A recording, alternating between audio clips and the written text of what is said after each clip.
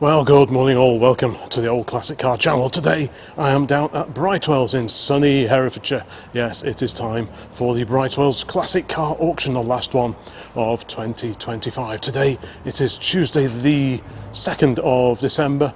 The auction itself, it's an online timed auction that begins this coming Saturday the 6th and runs through till around about midday onwards on Wednesday. So if you want to come and have a look at any of the cars here, I strongly recommend you pop down for one of the viewing days, which will be taking place imminently. The plan with the video today is have a good look around at the vintage cars, which are just over there for the main, classic cars, and indeed there are quite a few modern classics here as well, so a bit of everything in this video. As always, I'll try and feature just a little bit of everything. As you can see behind me, there is quite a lot to see here today. I'll try and show some of the later cars as well, but obviously the priority will be the slightly older cars. So without further ado, let's have a proper look around and see what's here today at the auction at Brightwells in Leominster. Okay, and what better place to start than here, the very beginning. And the first row is headed up by, well, a lovely looking Porsche. A little bit later than many of the cars we feature here on the channel, but I do like the look of these a great deal. Let's just hop over the barrier there. Let's have a quick look at this one. I think this is the last, pretty much the last of the air-cooled Porsche 911s. This is a Carrera, and what a belter that is. I much prefer these to the later cars. Great lines, not too fussy, and just a handsome car. What a Bobby Dazzler that is. Yeah, is that the 993? I could well be wrong on that one, but either way, it is a fine looking motor car. Alongside it we go back slightly further in time, but also of German origin, and we have a pagoda roof Mercedes-Benz SL, this one on a C suffix registration number, so that tells us that this one hit the road way back in 1965, same year as our Triumph Herald, but somewhat different car though. Look at the huge glass house on these. This one has the factory hardtop on it with the very distinctive profile to the top of the roof, which is how these got the unofficial pagoda name. Let's have a quick look inside. The doors always shut beautifully on Mercs of this era. Look at all that beautifully plated fittings. I do like that kind of thing. Even the surround around the gear selector is a work of industrial art, in my humble opinion. Lovely radio in there. Very stylish, very swish place to be indeed. Look at that. What a beauty. That really is something. We'll carefully close that door with a clunk, and we like a clunking door shut here at OCC. This is the 230 SL automatic. Yeah, a good looking car. Mrs. OCC is a big fan of these. She would very happily have one of those in the house, in the garage. I'm not sure she'd really want to be driving this incredible little Model A Ford-based speedster. What a machine that is. I've never seen this before.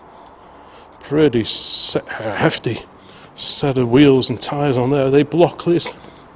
They look like the old Blockley pattern. I'm sure it's Excelsior. There we go. What an amazing thing. So this, yeah, based on the Model A Ford of the late 1920s and just into the 1930s. There's the very familiar side valve engine, about 3.3 litres, 4-cylinder flathead Ford engine. Same engine as in the grey truck just up there, which I'm very much looking forward to having a closer look at anytime soon. Let's just go in here.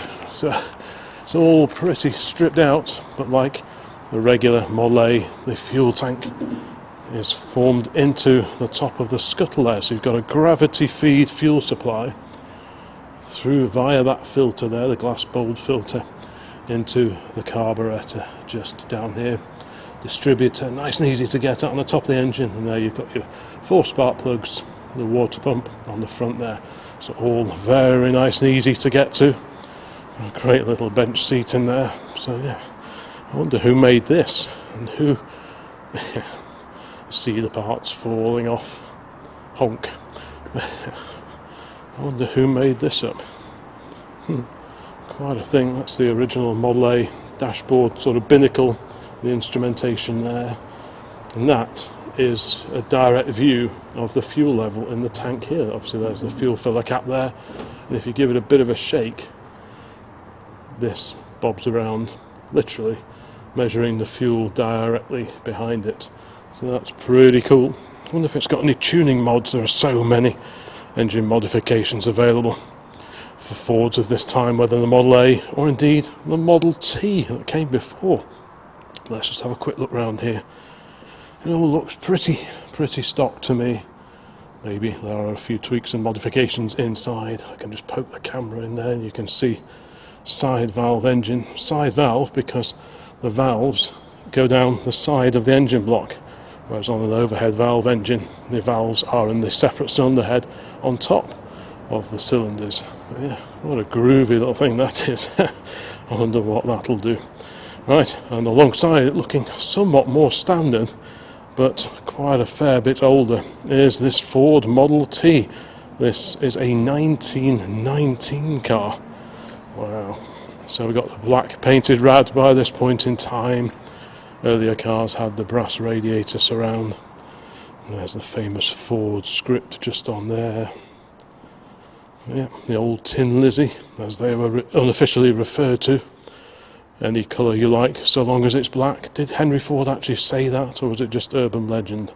Answers on a postcard, please. But certainly most of the Model Ts you see are black. I did read something somewhere that this was because black paint happened to be the fastest drying paint available at the time.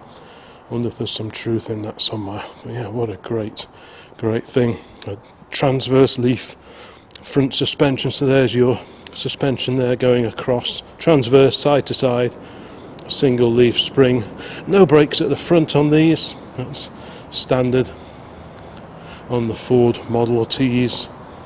Model A's by comparison do have drum brakes in the front axle. So this is right hand drive, and you might be thinking, oh, maybe that's one of the Trafford Park built examples, built in Manchester. And indeed, many of the right-hand drive Model Ts that we see over here have been built, or were originally built, in Manchester. But apparently this one was built up in Australia and came over here in more recent times. Got a Pratt's 2-gallon petrol can there. Yeah, look at that. So it's a 4-seat Tourer, and a magnificent, look at that jack. Oh, look at the beautiful mechanical. It's a Dunlop jack. I can just about see, if I lean over, just about see the Dunlop script on there. Yeah, great. Presumably that comes with it, very handy. Yes, proper Laurel and Hardy job this is. Fantastic. 1919. There are all your pedals down there, but they don't do what you think they will do. Driving a Model T is, well, it's not like driving what we would call a normal car. The pedals don't do what you might think they do. I've never tried to drive one of these, but I know it does take a little bit of practice and a little bit of thinking about. Great old brass fire extinguisher there as well.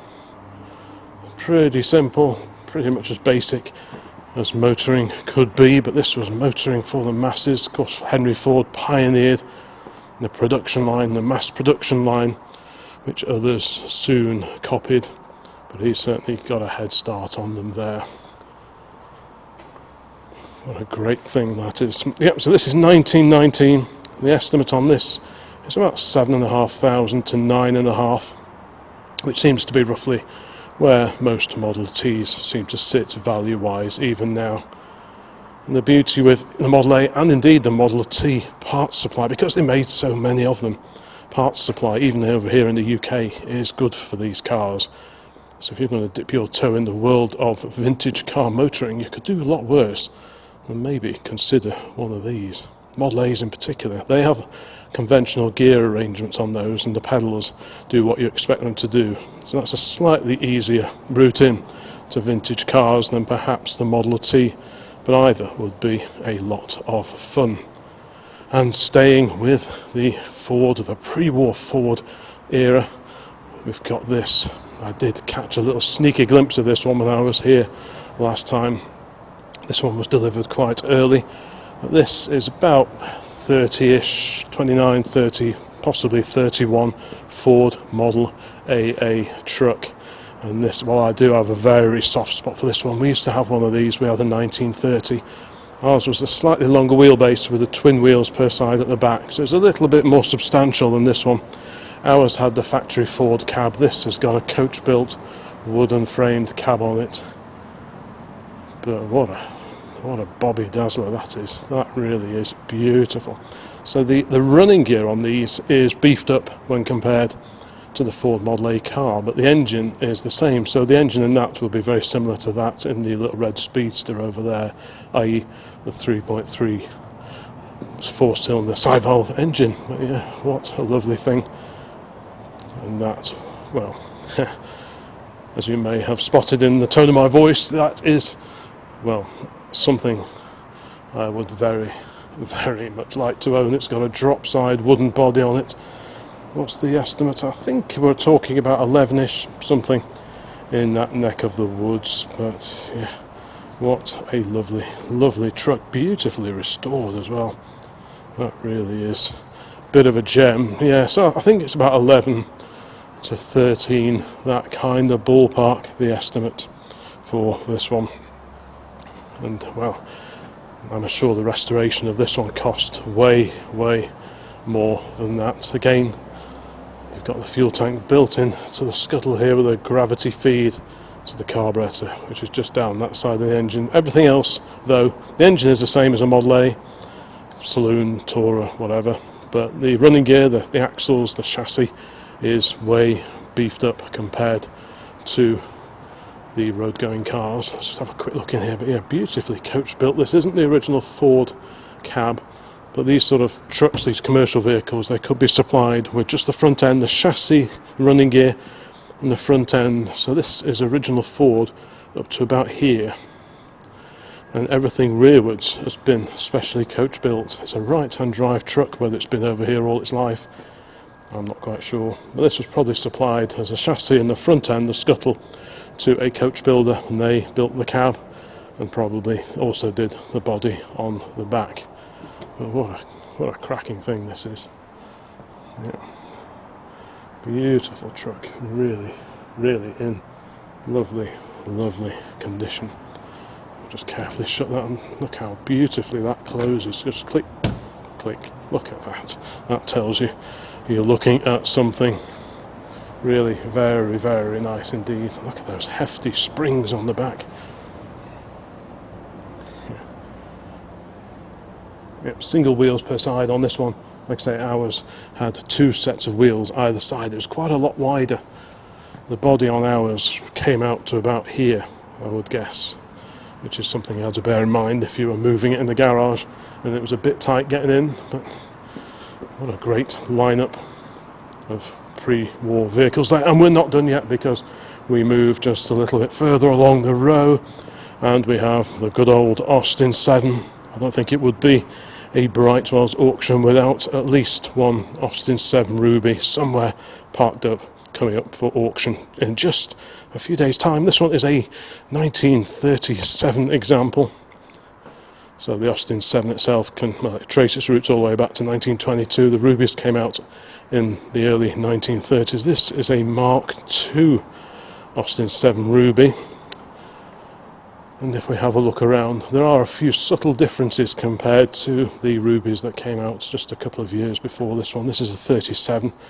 The angle of the windscreen pillars are just a little bit more relaxed back, maybe just to give it a slightly sleeker look. And this round the rear side windows, all these curvy pressings here. And I think these wind, yes, I don't know if you can see the little winder over there. There we go. Oof. I'll have a quick peer inside. Yep, so you've got your little winders just there and there, the little chrome. So these wind down. I don't think that, well, I'm sure they don't go all the way down, they probably go to about there. I would have thought.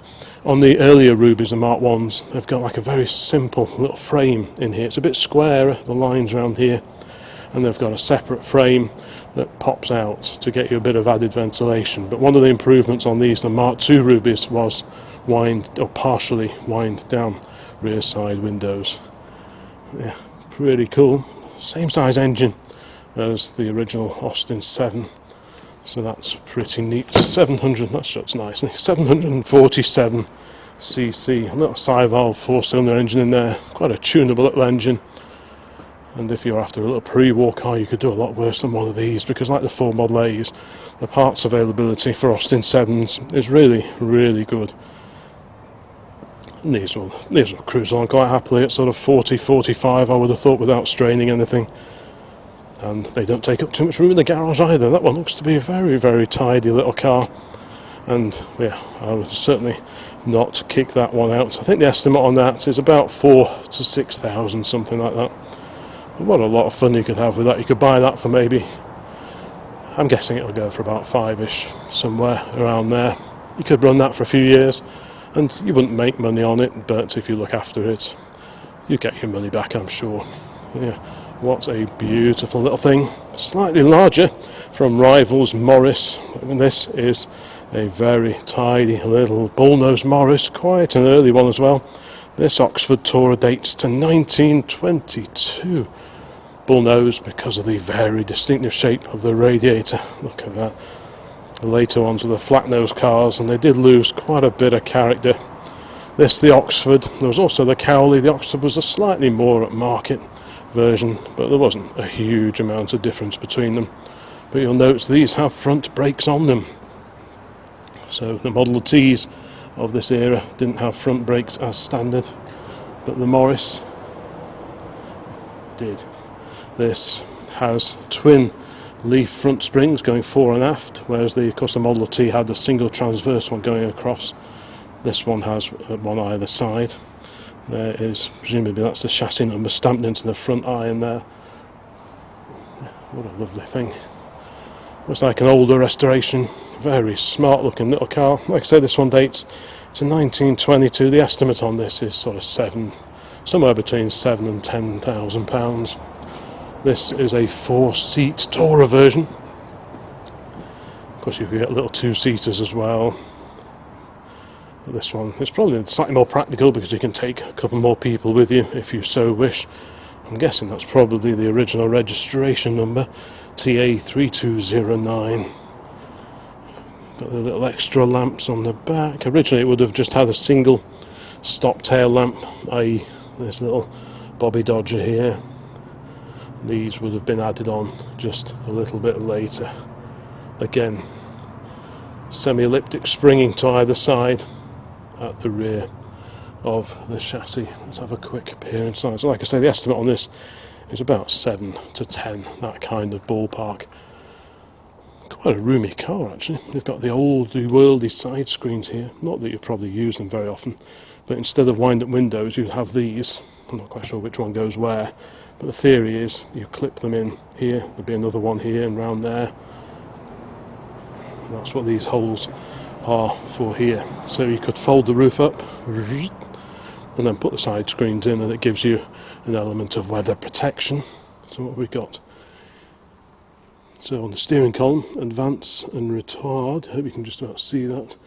So you'd retard the ignition for starting and then advance it as soon as you can. This is your choke control and mixture control. So you've got a rich, weak, and for starting, that one there.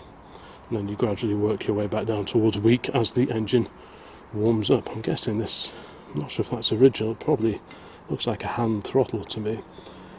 Yeah, great thing. I love the way the hooter just pokes through there, so you've got the rubber bulb there. And the little Lucas King of the Road hooter. Got some lovely scuttle mounted side lights on there as well. Again, with the Lucas emblem on the side. Little ventilation flap just on the top of the scuttle. What a lovely, lovely thing. And there we go, the windscreen made by, I don't know if you can see that or not, Oster of Birmingham. Well-known maker of windscreen arrangements for the cars in the vintage era. But that's a lovely little bullnose Morris. And like I say, about 7 or 8-ish would probably secure that, I would have thought. What a great thing. Right, we go over to America now.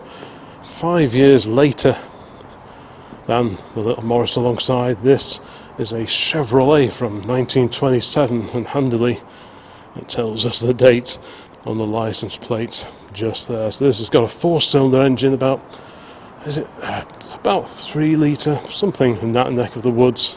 But yeah, it's definitely a 4-cylinder engine, 1927. Yeah, it's just about 2.8 litres, something like that. The estimate on this is also sort of 7 to 10,000, something like that. And I mean, years ago, as I've said before, we had a few years back, we had a 1924 Dodge Brothers, which was very similar looking to this Chevy Tourer here. Quite a torquey engine, and these roll along very, very well indeed. So similar money for the Morris here, and this is the Chevrolet. Quite a handsome looking car, and you get a lot of vintage car for your money when you start looking at some of the American makes, and because they made them in such huge numbers, again, parts shouldn't really be a problem. This is a relight, I think it says on there, and these have been added on just a little bit later. Rear mounted fuel tank with the fuel gauge set in to the top there, currently saying MT, so there's not much fuel in there. But yeah, these are the brackets, so when you fold the hood down to get it looking like that, these bars here, the hood frame, sits in there. Yeah, loads and oodles of legroom. Of course, there's no separate boot on these. So if you wanted to carry some luggage, you'd have to put it in the back with the passengers. You could also get racks that clipped on the side of the running board, and there you could stow some stuff on the running board if you were going on a longer trip. But yeah, oodles of space, loads of legroom. And this one is actually in lovely condition.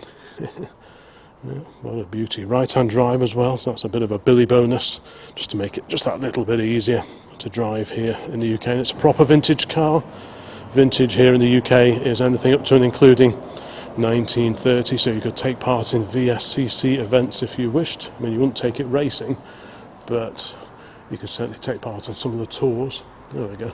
So this one's coming from Australia, Queensland there. That's the same story with our Dodge, that came in from Australia quite a few years ago now. So I'm guessing this probably, just have a quick look in here. Yep, so we've got timber framing on the body. So if this is anything like our old Dodge Brothers, which also had wooden wheels as it happens, this was probably shipped over to Australia as a kit of parts. The front end, the chassis, the engine running gear and all that. And the main body tub was probably built by local craftsmen in Australia. It was a bit of a taxed Dodge, because if you imported a complete car, you got hit with some fairly punitive tax when the vehicle landed in Australia. But if there was a certain percentage, over a certain percentage of local content in the new car that was being sold, so in this case locally built body, then that did save you quite a chunk in tax apparently.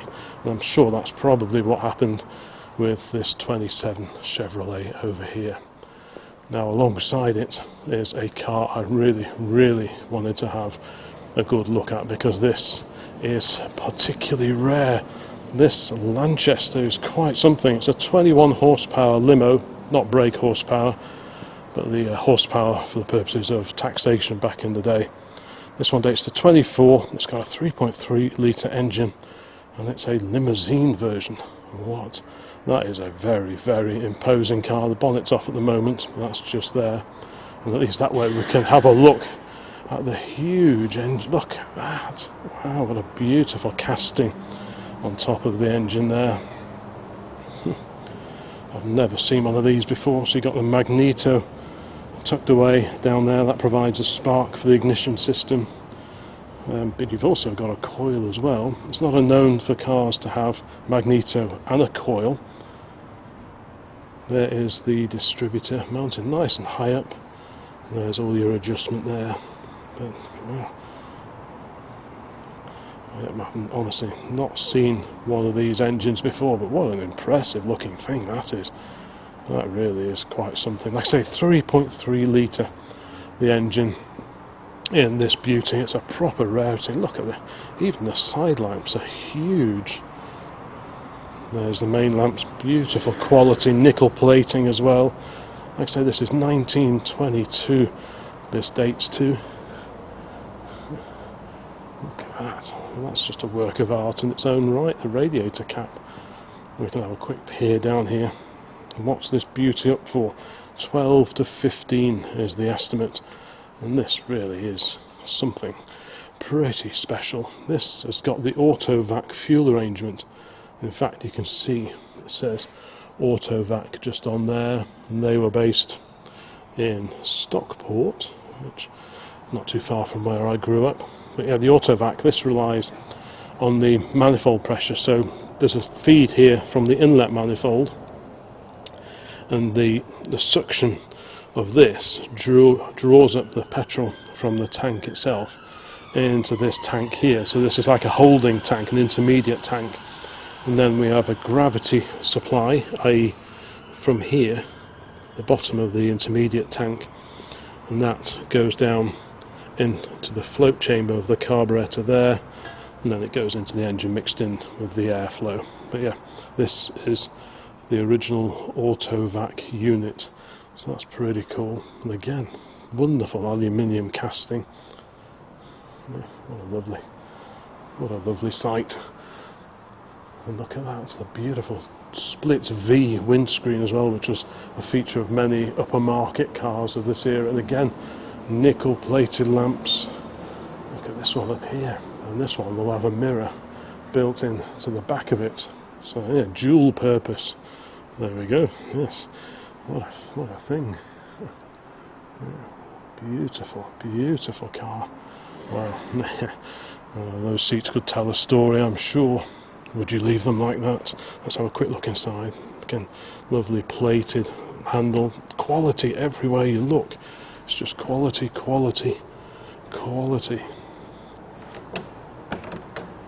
Opens very nicely indeed. So look at these original door trims here. Little winders. A little thing there saying to open. Go that way. But look at that.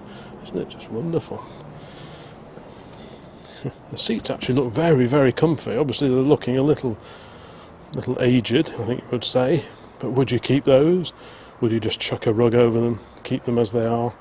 Because if you retrim that, suddenly it's going to stand out from all the rest of it. You'd have to restore the rest of it too. So I think I'd be inclined just to try and maybe just chuck a blanket over it. Now what's this? Oh, this is the starting procedure.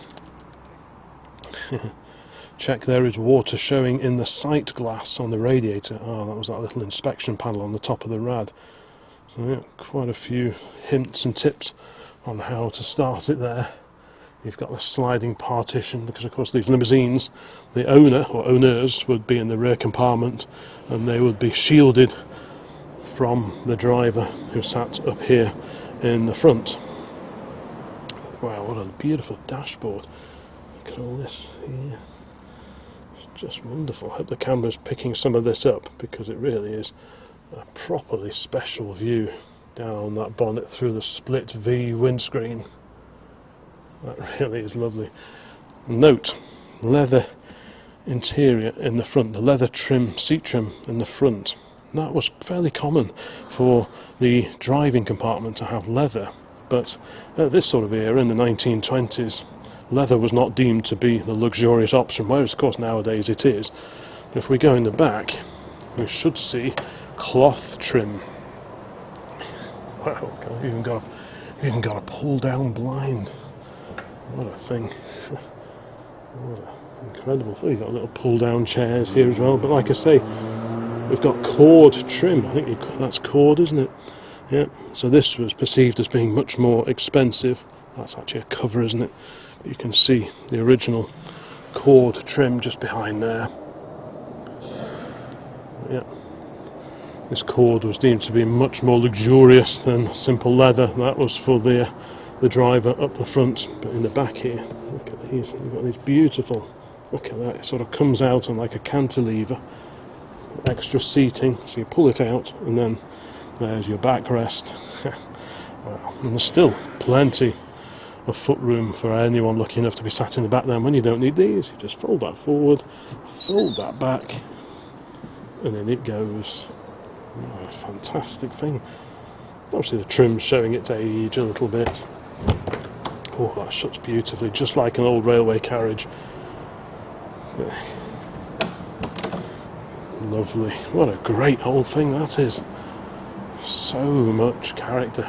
Great lofty lines as well. Of course, from an era when most people wore hats. The old AAGB plate on the back, the original registration number, and pressed aluminium, cast aluminium plates. Lovely. Oh, there's the fuel filler there. Let's see if we can go. That is a very, very imposing car. Don't forget to let me know in the comments which vehicles really stand out to you. As you can probably tell, I'm a bit of a fan of pre-war cars, especially when they're this sort of. I mean, that is such a substantial handle. You know, it would have been so expensive. Look at these little handles in the back here. Spare magneto on the floor, just in case. Yeah, fantastic. So you just slide the partition across, talk to your driver, and then slide it back again while you recline in the rear compartment. But yeah, what a magnificent thing. And yep, the estimate on that is about 12-ish, maybe just a little bit more. And again, I'll be very happy to have this in the garage. What a great thing. There is the little sight glass. That's where you check your coolant level before attempting an engine start. That really is quite the car. Now, it wouldn't be a Brightwells sale without a selection of Land Rovers, old and slightly later. Most of these are a little bit late for the channel, but let's have a quick look along here. As always, the Brightwells website will have all the lowdown on each of the cars that you can see here. This one has got a snorkel on it. Yep, visit the website and you'll get the full lowdown, estimates, all that kind of thing, service history, the status of logbooks, history, paperwork, all that kind of thing. If it's not on the website, you can always give them a bell in the office and you'll get all the details that way. This is a Series 2, this grey Land Rover here. There's a Series 1 alongside it. Looks very original. I've not seen one of those RAC badges before. I wonder what the story is with that, but it looks super duper original. Look at that. Presumably the original paint as applied in Solihull many years ago, probably early 1950s. These came out in 1948 originally. This one could be 50, 51 perhaps. It hasn't got the earliest of grills, the very early ones. The headlights were behind this sort of lattice work grille. I'm guessing this is sort of 50-ish, that sort of age. This a bit later, that's a Series 3.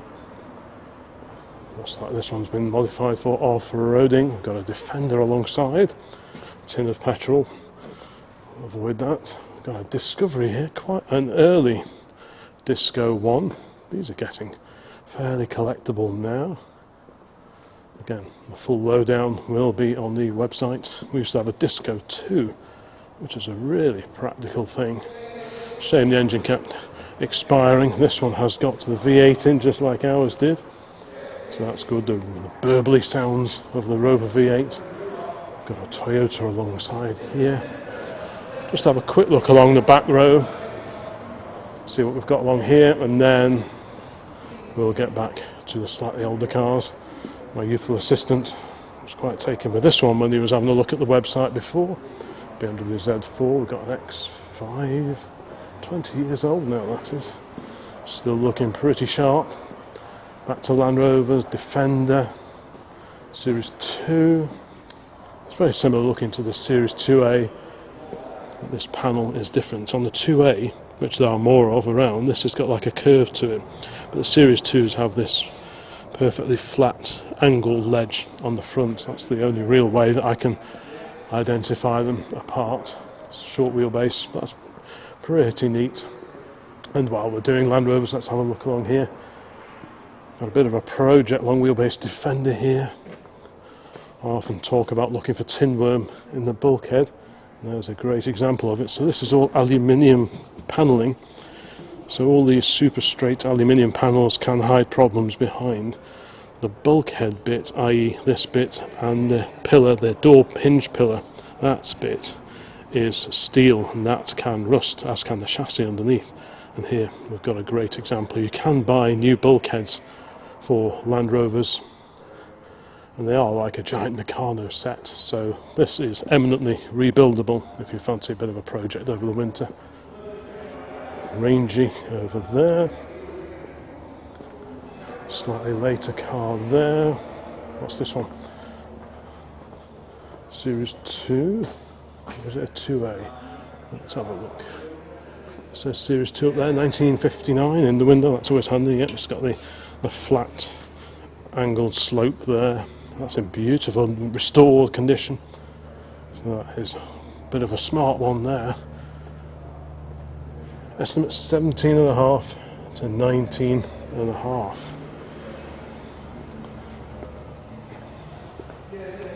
So a very, very clean example of the breed. And next to it we have this long wheelbase. Looks like a van almost. That looks super duper original. I wonder what this is all about here. I'm sure someone watching this will know what these are for. Ex-military, presumably, yeah. I know some of the military Land Rovers that we used back in the day were on 24 volt electrics. So that's something perhaps to check. Because not all battery chargers will do 24 volts. Yeah, it's pretty cool. And this again has got those little fittings in the side there, which I know someone watching this will be able to tell me what this is. Contu, something else. Yeah, pretty cool. Right, let's get back to slightly older cars. We've got a lot to get through here today, and I'm conscious that my videos do tend to run on just a little bit. But right, I don't want to miss anything out, so we'll go back over here. I think we'll start now with these matching, or almost a matching pair of vintage Austins. Both are 1928. The one nearest to me is a fabric-bodied four-door saloon from 1928. There's an Austin 12.4, and there's no reserve on this, so whatever this beauty gets bid to, that's what it's selling for. The fabric body, so you've got fabric covering over an ash frame beneath, and then it's got this fabric over the top. Same there.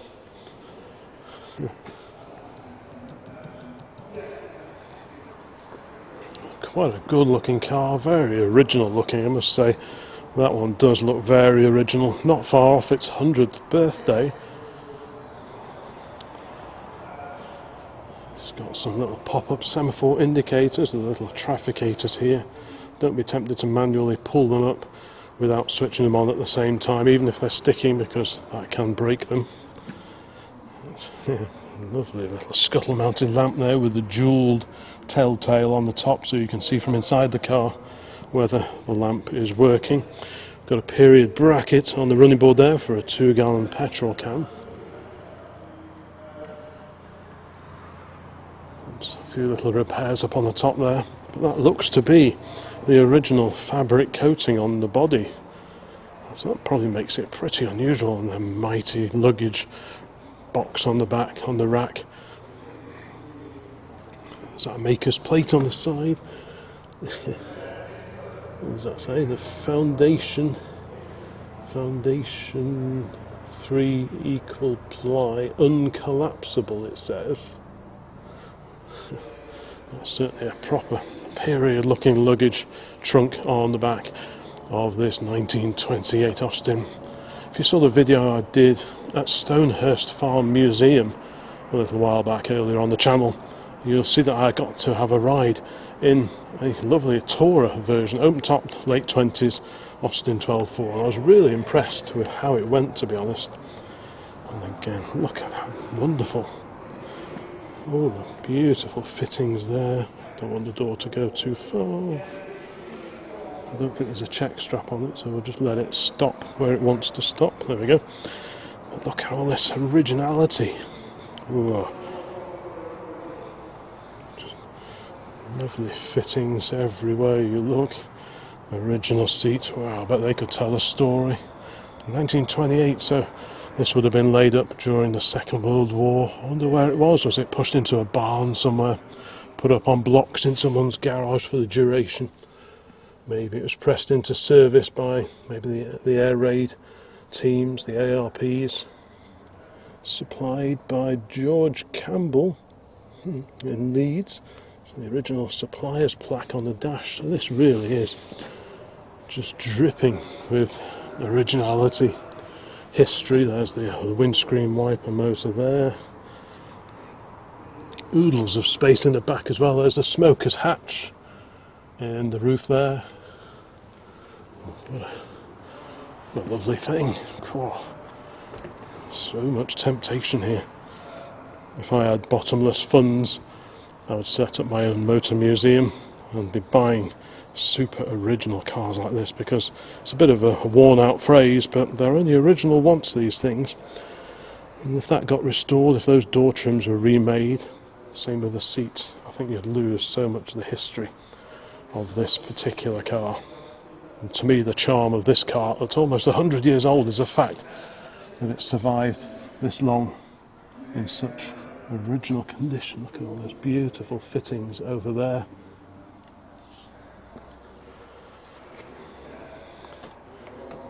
And that just shuts wonderfully. Cool. What a great thing. And also from 1928 is the Austin alongside. This is also an Austin 12.4. This is a 12.4 Windsor. This has slightly more conventional bodywork, i.e. steel panelling. This one has the early carriage type door handle, so literally like on a railway carriage. You twist them to get in. There we go. How many hands have used that? How many people have used that over the years? And again, this is no reserve. Whether they came from the same home, I do not know, but I wouldn't be surprised. And again, it's obviously had paint at some point, maybe in the 60s, but it's sort of mellowed in quite nicely now. But the interior, as far as I can see, is super duper original as well. There we go. Again, oodles of space in the rear compartment.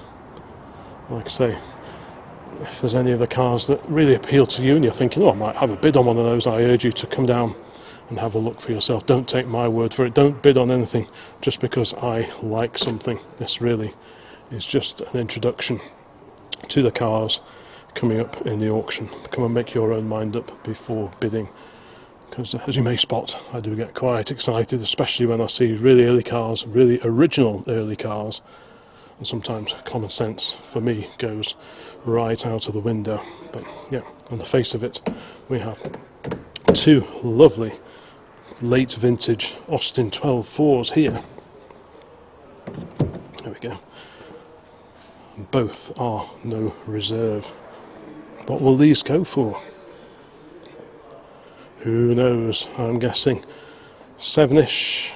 That would be my guess, but I'm not an expert. Nice big hefty brakes on the front of these, so that's another thing that makes these actually very, very usable late vintage cars. You could carry all the family in there, picnic basket and so on, and have some wonderful runs out. So all you really need to decide is, would you go for this Austin Windsor saloon, or would you go for this fabric bodied saloon of the same year alongside? Or maybe if you wanted to get a fix of vintage motoring, you would go for one of the cars we've already shown, that Chevrolet, the Lanchester, maybe even the Ford Model T. Don't forget to let me know in the comments what really stands out to you. But yeah, what a fine pair of vintage Austins we have here. Okay, we move to slightly more recent times now. We've got a Jaguar Sovereign. This one of the XJ40 eras of cars. These replaced the Series 3s in the late 1980s. Got a bit of a following now. Let's have a quick peer inside. So this is like the granddaddy to our X308, the V8 car that I came down in today actually. The familiar J gate there for the automatic gearbox. Lots and lots of switches. That was very much a thing of the 1980s, whereas nowadays it's all screens and such like. Back then you measured the quality, the luxuriousness of the car by how many buttons it had on the dash. Next to that, somewhat dwarfed, and not many cars that dwarf an XJ, is this incredible Ford Galaxy Estate. Look at that. Looks like someone started rubbing the paint down and then left it in sort of like a patina finish. Oh, what a beast. The Ford Galaxy wagon, left-hand drive. What a thing. Crikey.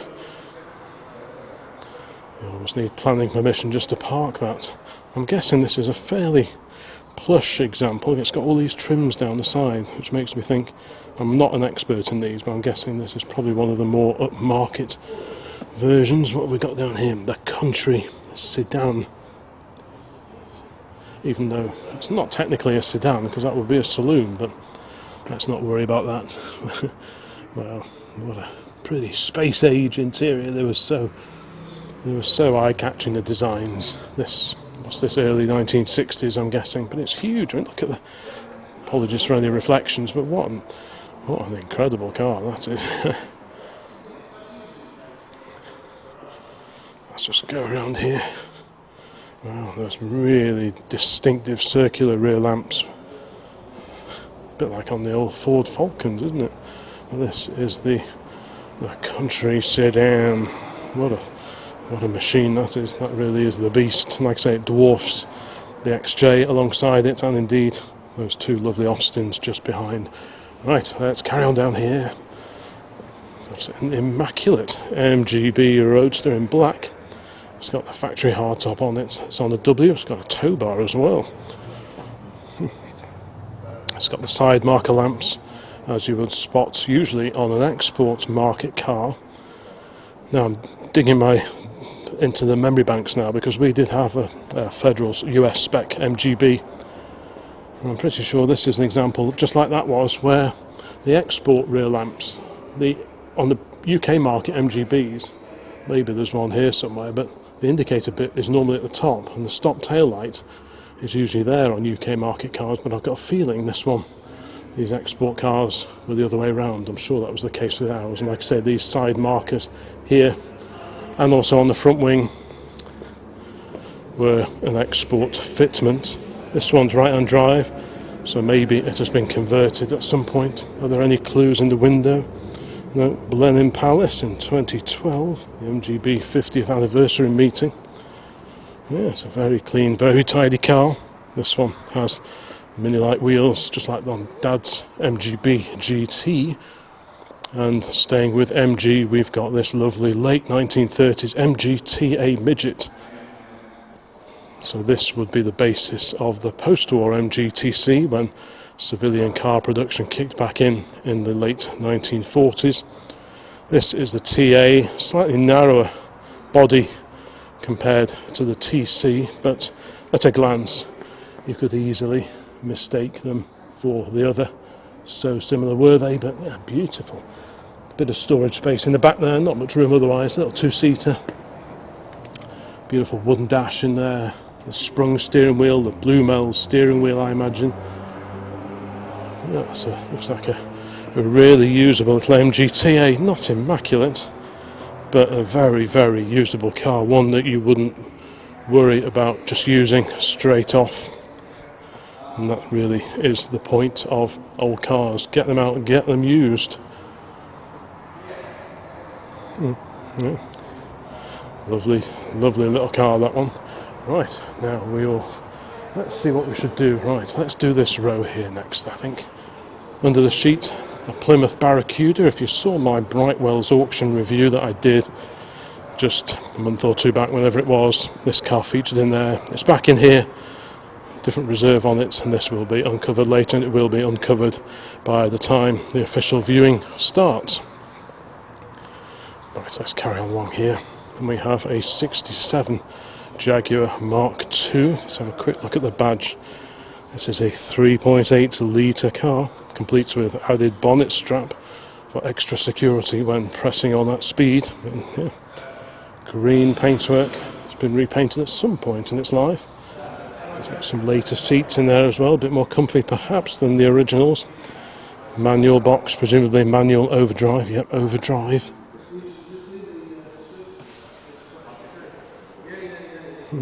Yeah, I think there's another one somewhere as well, so I'll have to keep an eye out for that. But Mark II is still very, very popular, great shape. This one, yep, it's 1967, so produced just a year before the XJ came along. The XJ Series 1 was introduced in 1968. I'm not sure what the estimate on this one is. Looks like a good user to me. Right, so let's carry on. Look at this, a standard Vanguard on its original registration number by the looks of it, I think.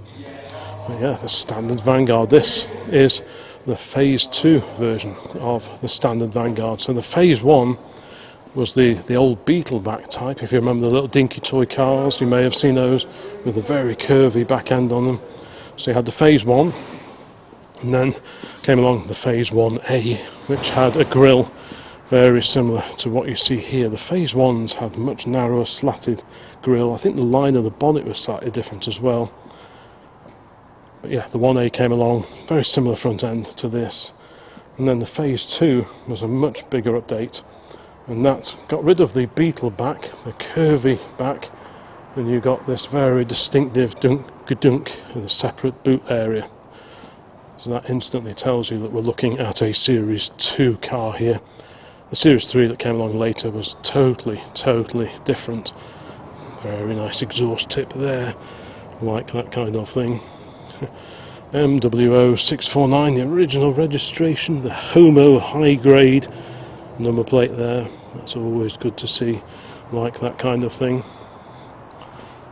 Love the shape of these rear light clusters as well, nice detail. Pretty hefty boot hinges as well.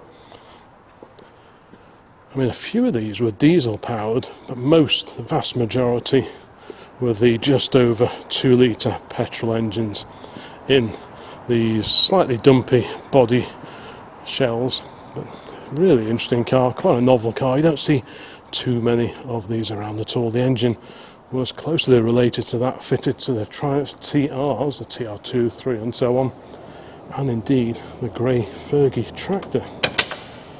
Standard Triumph produced the Ferguson tractors, the old grey Fergies. Wow, what an inviting interior, isn't that just?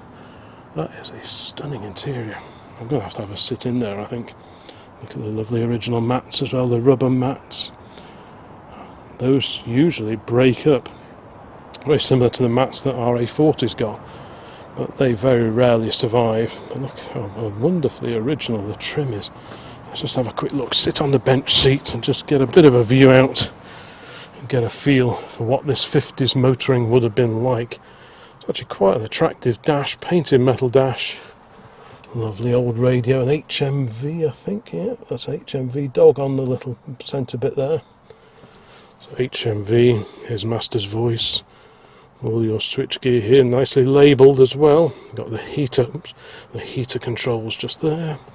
So column change, so that's your gear change lever there, and that meant you could have this wide bench seat. No requirement for a gear change lever down here. Yep, split windscreen, so a lovely view out. But yeah, I really do like the look of the dash in this. And that's a nice view down the bonnet. Very comfy car. So this was the bigger brother really to the standard 8 and the 10 that we've had examples of.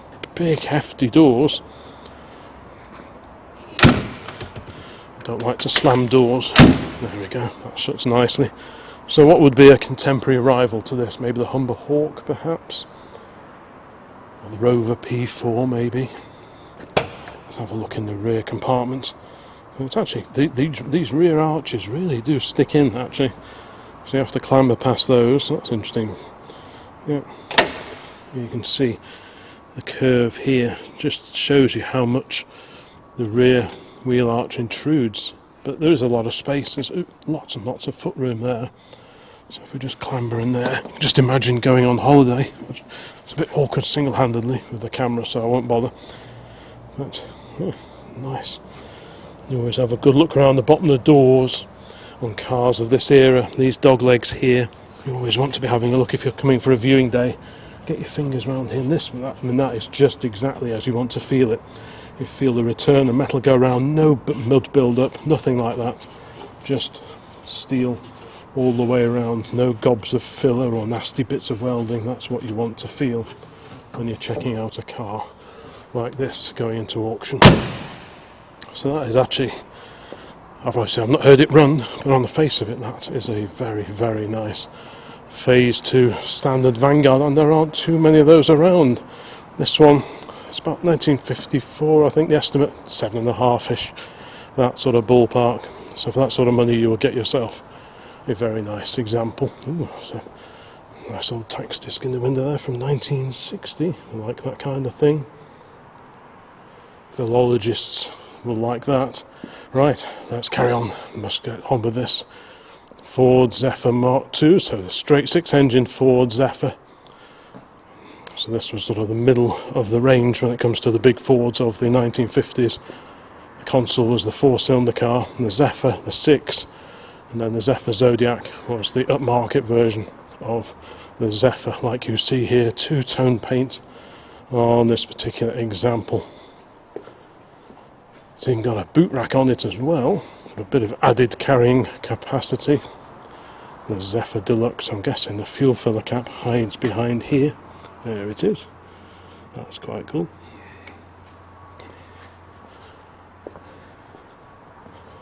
All very rock and roll. Again, just like the standard alongside. Column gear change, allowing for a big bench seat there. Perfect.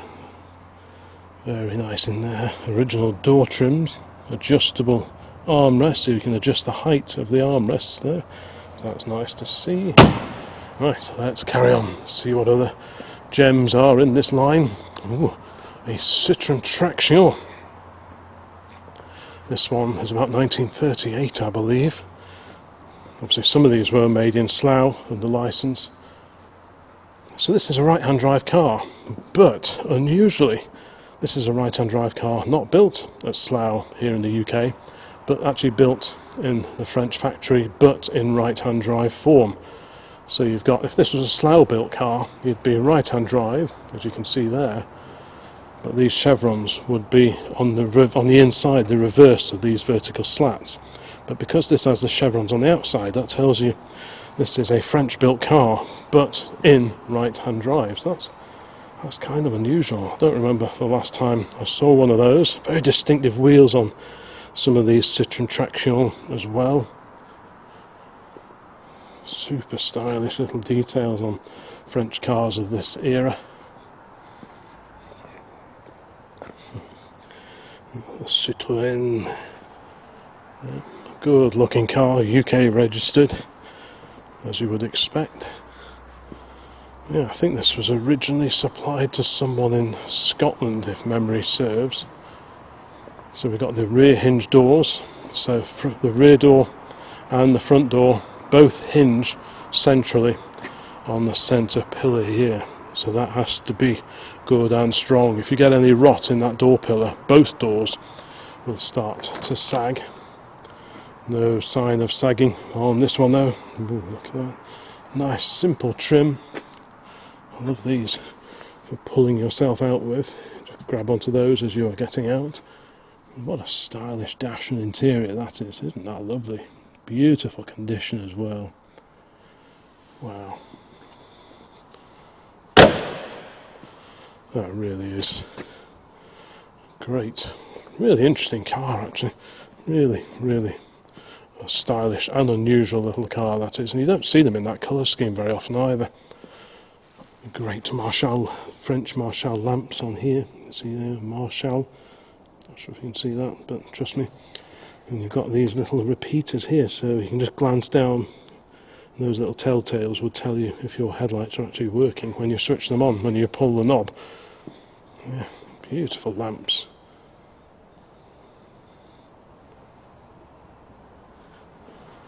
What a great thing. Right, we must carry on to the early 1950s. Got the first of two Rover P4s. So this is, that's about 53, I think, this one, 1953.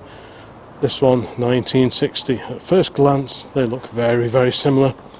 But you will note these earlier cars, this is a 75, much curvier fronts. I much prefer the shape of these early ones, the way it drops down here. And the headlamps are sort of on this slightly raised bit here. But compare the lines of that to the later car here, which is a lot more modern looking, which of course was the objective of this restyle, this facelift if you like. And both look good, don't get me wrong, but I just prefer the slightly lower lines, slightly curvier front end of the early car. It's nice to see an early and a late P4 alongside each other, so you can make these comparisons not just at the front but also at the back. The tail really drops off on these earlier cars. Looks like very original paint on this one. You can see it's flaked off a little bit on the gutters, but that kind of suggests that this is the original paintwork, which I like a lot. So there's a few little bits that you want to catch before they get any worse. Aluminium doors on these. I think the very late P4s they did switch to steel door skins, but we can compare the back end. So these really taper down, probably compromises the boot space a bit, and that's probably why they squared off the tail a little bit on the later cars. So arguably this would probably be slightly more practical, a bit more space inside. I'm sure there would be updates to the running gear as well, but visually I just prefer the look of this earlier car. That's just me. Rear hinged back doors on these, that was a feature of all the P4s, later ones and early cars like this. Let's have a quick peer inside, but yeah, pretty sure that's the original paint, which is really good to see. It's been re-registered at some point in time. Oftentimes if cars were off the road in the late 70s or whenever DVLA was set up, they missed out on being put on the new system with their original registrations. Let's go in here. Lovely quality wood and leather everywhere. Bench seats with pull down centre armrest as well, front and back. Nice headlining as well, all very original. That is a very nice place indeed to sit and drive or be driven. We've got the pop-up semaphore indicators. That's something that don't appear on the later P4, which is alongside. So interior wise it's kind of very similar. There's a bit more wood. This one has got the padded sort of top panel, the top piece across the top of the dash. Probably is a nod to safety, so if you bang your head on it you're less likely to crack your head open, whereas on the earlier car you have this big plank of wood.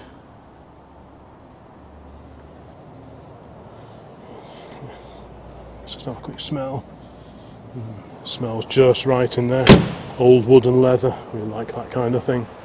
Yep, so a few revisions, but there's no getting away from the fact that these are two very, very closely related cars. One, just a slightly updated version of the other. Note the much more wraparound screen arrangement on the later car. I'm guessing at the time they couldn't get glass curved in one go to achieve the amount of curvature that they wanted, so they had to do it in three pieces.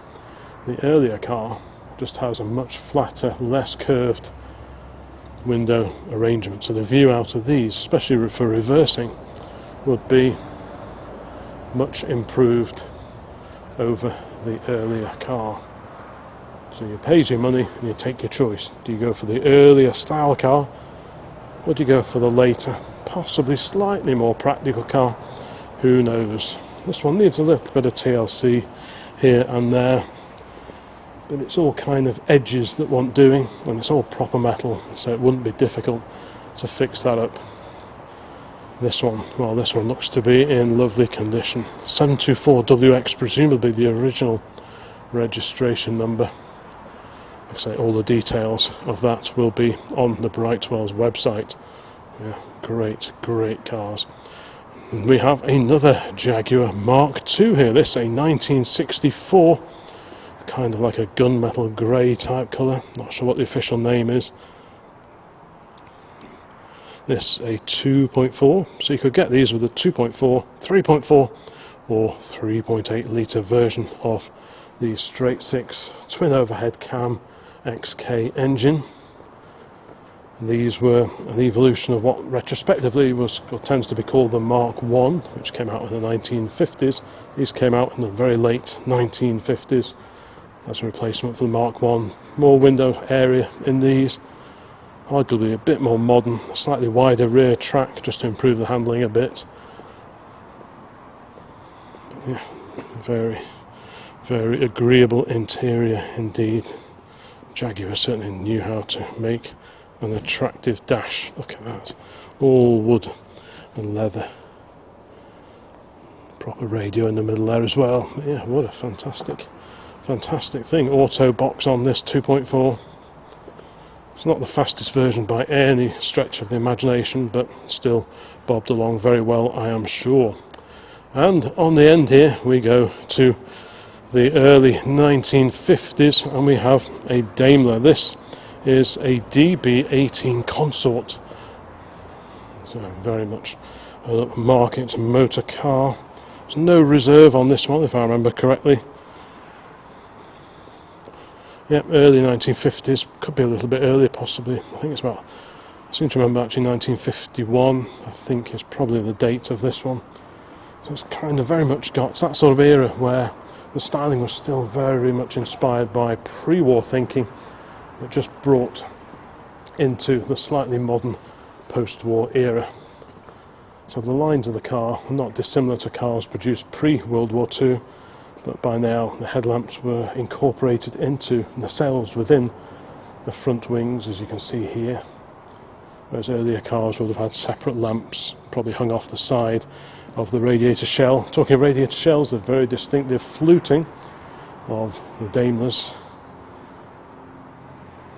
Starting handle, presumably this moves out of the way. Look at that, beautifully made Daimler, real quality car. So you slide the starting handle in there. It's great to see that little detail.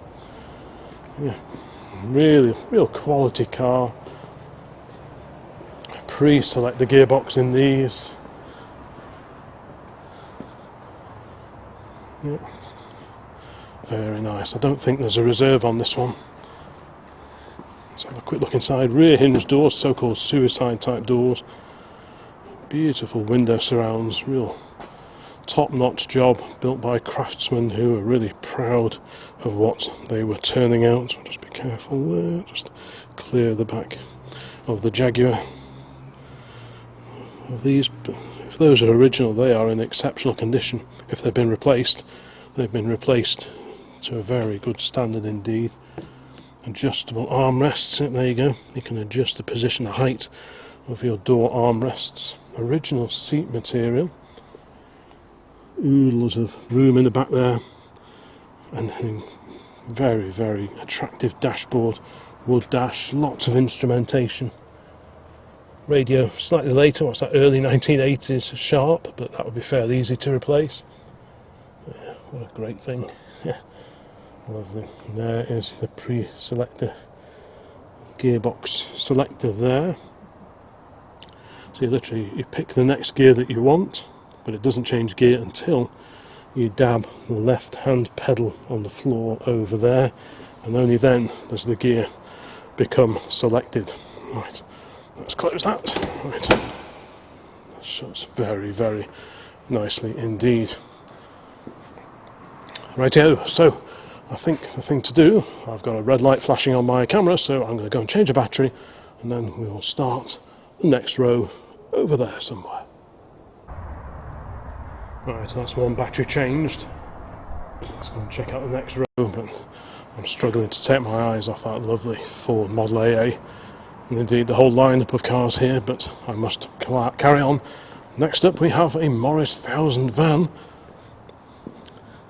This one on a B registration, a B suffix, so that tells us this was put on the road in 1964. Similar running gear to that of the Morris Minor Saloon, as you would expect, but these have a separate chassis, these and the pickups separate chassis, whereas the saloons were monocoque construction and the Travellers, well, they had wooden structure at the back. Super popular, these. This reasonably late example of the breed, the earlier ones had smaller windows in the back doors. You always want to have a good look at the gutters, because that's what's seen off a lot of Morris Minor vans, so called. I mean, they never actually call them Morris Minor vans, but that's what everyone tends to call them. Quite a tidy car, or van rather, in Old English white. What a great advertising vehicle that would be. If you're planning on buying one of these, always have a good look at the chassis underneath. Right, let's carry on up here. Ooh, another Morris Minor UHY 872. This non-dates. It's a Series 2. Dates to 1955. I remember reading this one's been updated. It's got the Series 2 that introduced the A Series, the overhead valve A Series engine to the Morris Minor in 803cc form. This one's been upgraded to a 1098cc version of the engine out of an Austin Healey Sprite. So I imagine this one bobs on quite well. I think it's had a couple of upgrades to the brakes as well. All the details are on the website. I did have a quick look yesterday. So yeah, Series 2 A-Series engine as standard, still with the split windscreen and the clap hand wiper arrangement. So this one goes like that and the other one does the same. So that's kind of cool. And look at the bit of period roof rack action up on there. I do like that. This is a very smart car actually. It's in lovely condition. I really do like that. For some time we did run a Morris Minor, one of the last of the MMs, which would have had the side valve engine originally, but someone had shoehorned in an A-Series unit from one of the later cars.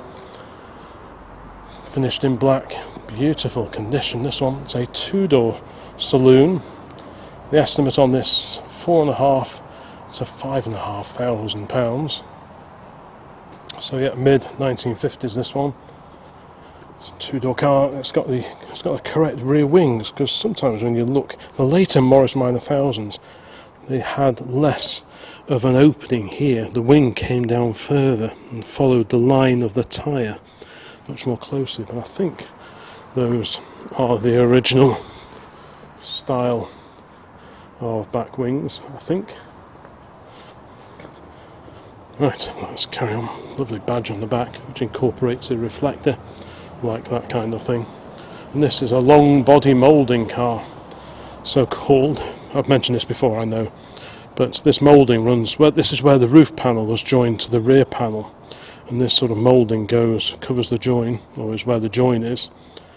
And on most cars the gutter comes down here and extends down to there.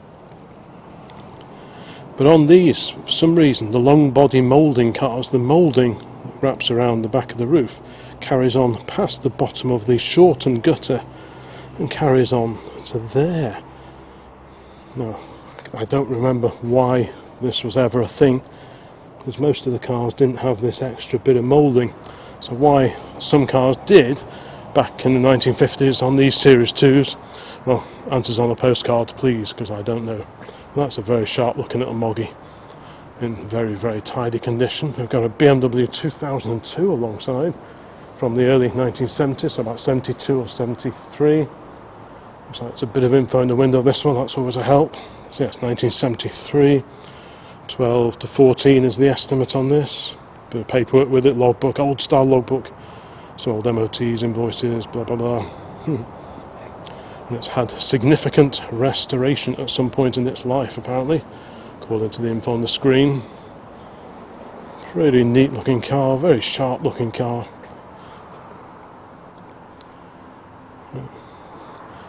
Good little driver's car by all accounts. This has got the earlier circular rear lamps on it. Later revised versions of the O2 had sort of like a horizontal lozenge shaped backlight, I suppose you'd call it.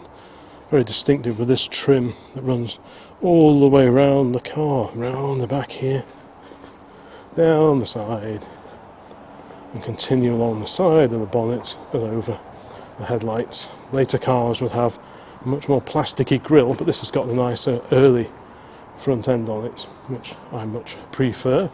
Right, let's get a bit of a wriggle on Citroën 2CV Dolly here from the 1980s. Looks like it may have had a new roof at some point. I guess most of them probably have done by now. Separate chassis on these. Lots of them have galvanised chassis. I don't know if that's the case with this one or not, but lots of them do. Now, there's something under a cover here. Let's just have a quick peek under here. Presumably this is on for a reason. Ooh, Lancia Apia. This one, it's about 60 or 1961, something like that. So Lancia Apia Series 3. These are sort of, they've got a V4 engine, quite a compact little engine. Lovely original plate, really like that. So I'm not going to take the cover off, obviously, because maybe it's on for a reason. But it was certainly entered into the sale, as far as I know. Let's just pull that up. Because, yeah. So these don't have a central pillar. So the back doors are hinged at the back. The front doors are conventionally hinged at the front over there on the A-post. Let's just have a quick look inside. So you pull the handle back, and that opens. It's actually a surprisingly heavy door, actually. But isn't that great? I won't let go because I don't want it to bang into the 2CV. But very original. Got some notes there. Very dainty interior. Yeah. So there's no centre pillar. So this door, you would open that, and there's just a big gap, fully open here, and the doors secure. They latch at the top and the bottom down there. So, yeah. And that shuts really beautifully as well. So we'll pop the cover back on because maybe that's on for a reason. And we'll carry on along here. VW Beetle on an M registration. Super immaculate example, that one, isn't it? Nice shade of blue, very similar to our old Renault 4CV.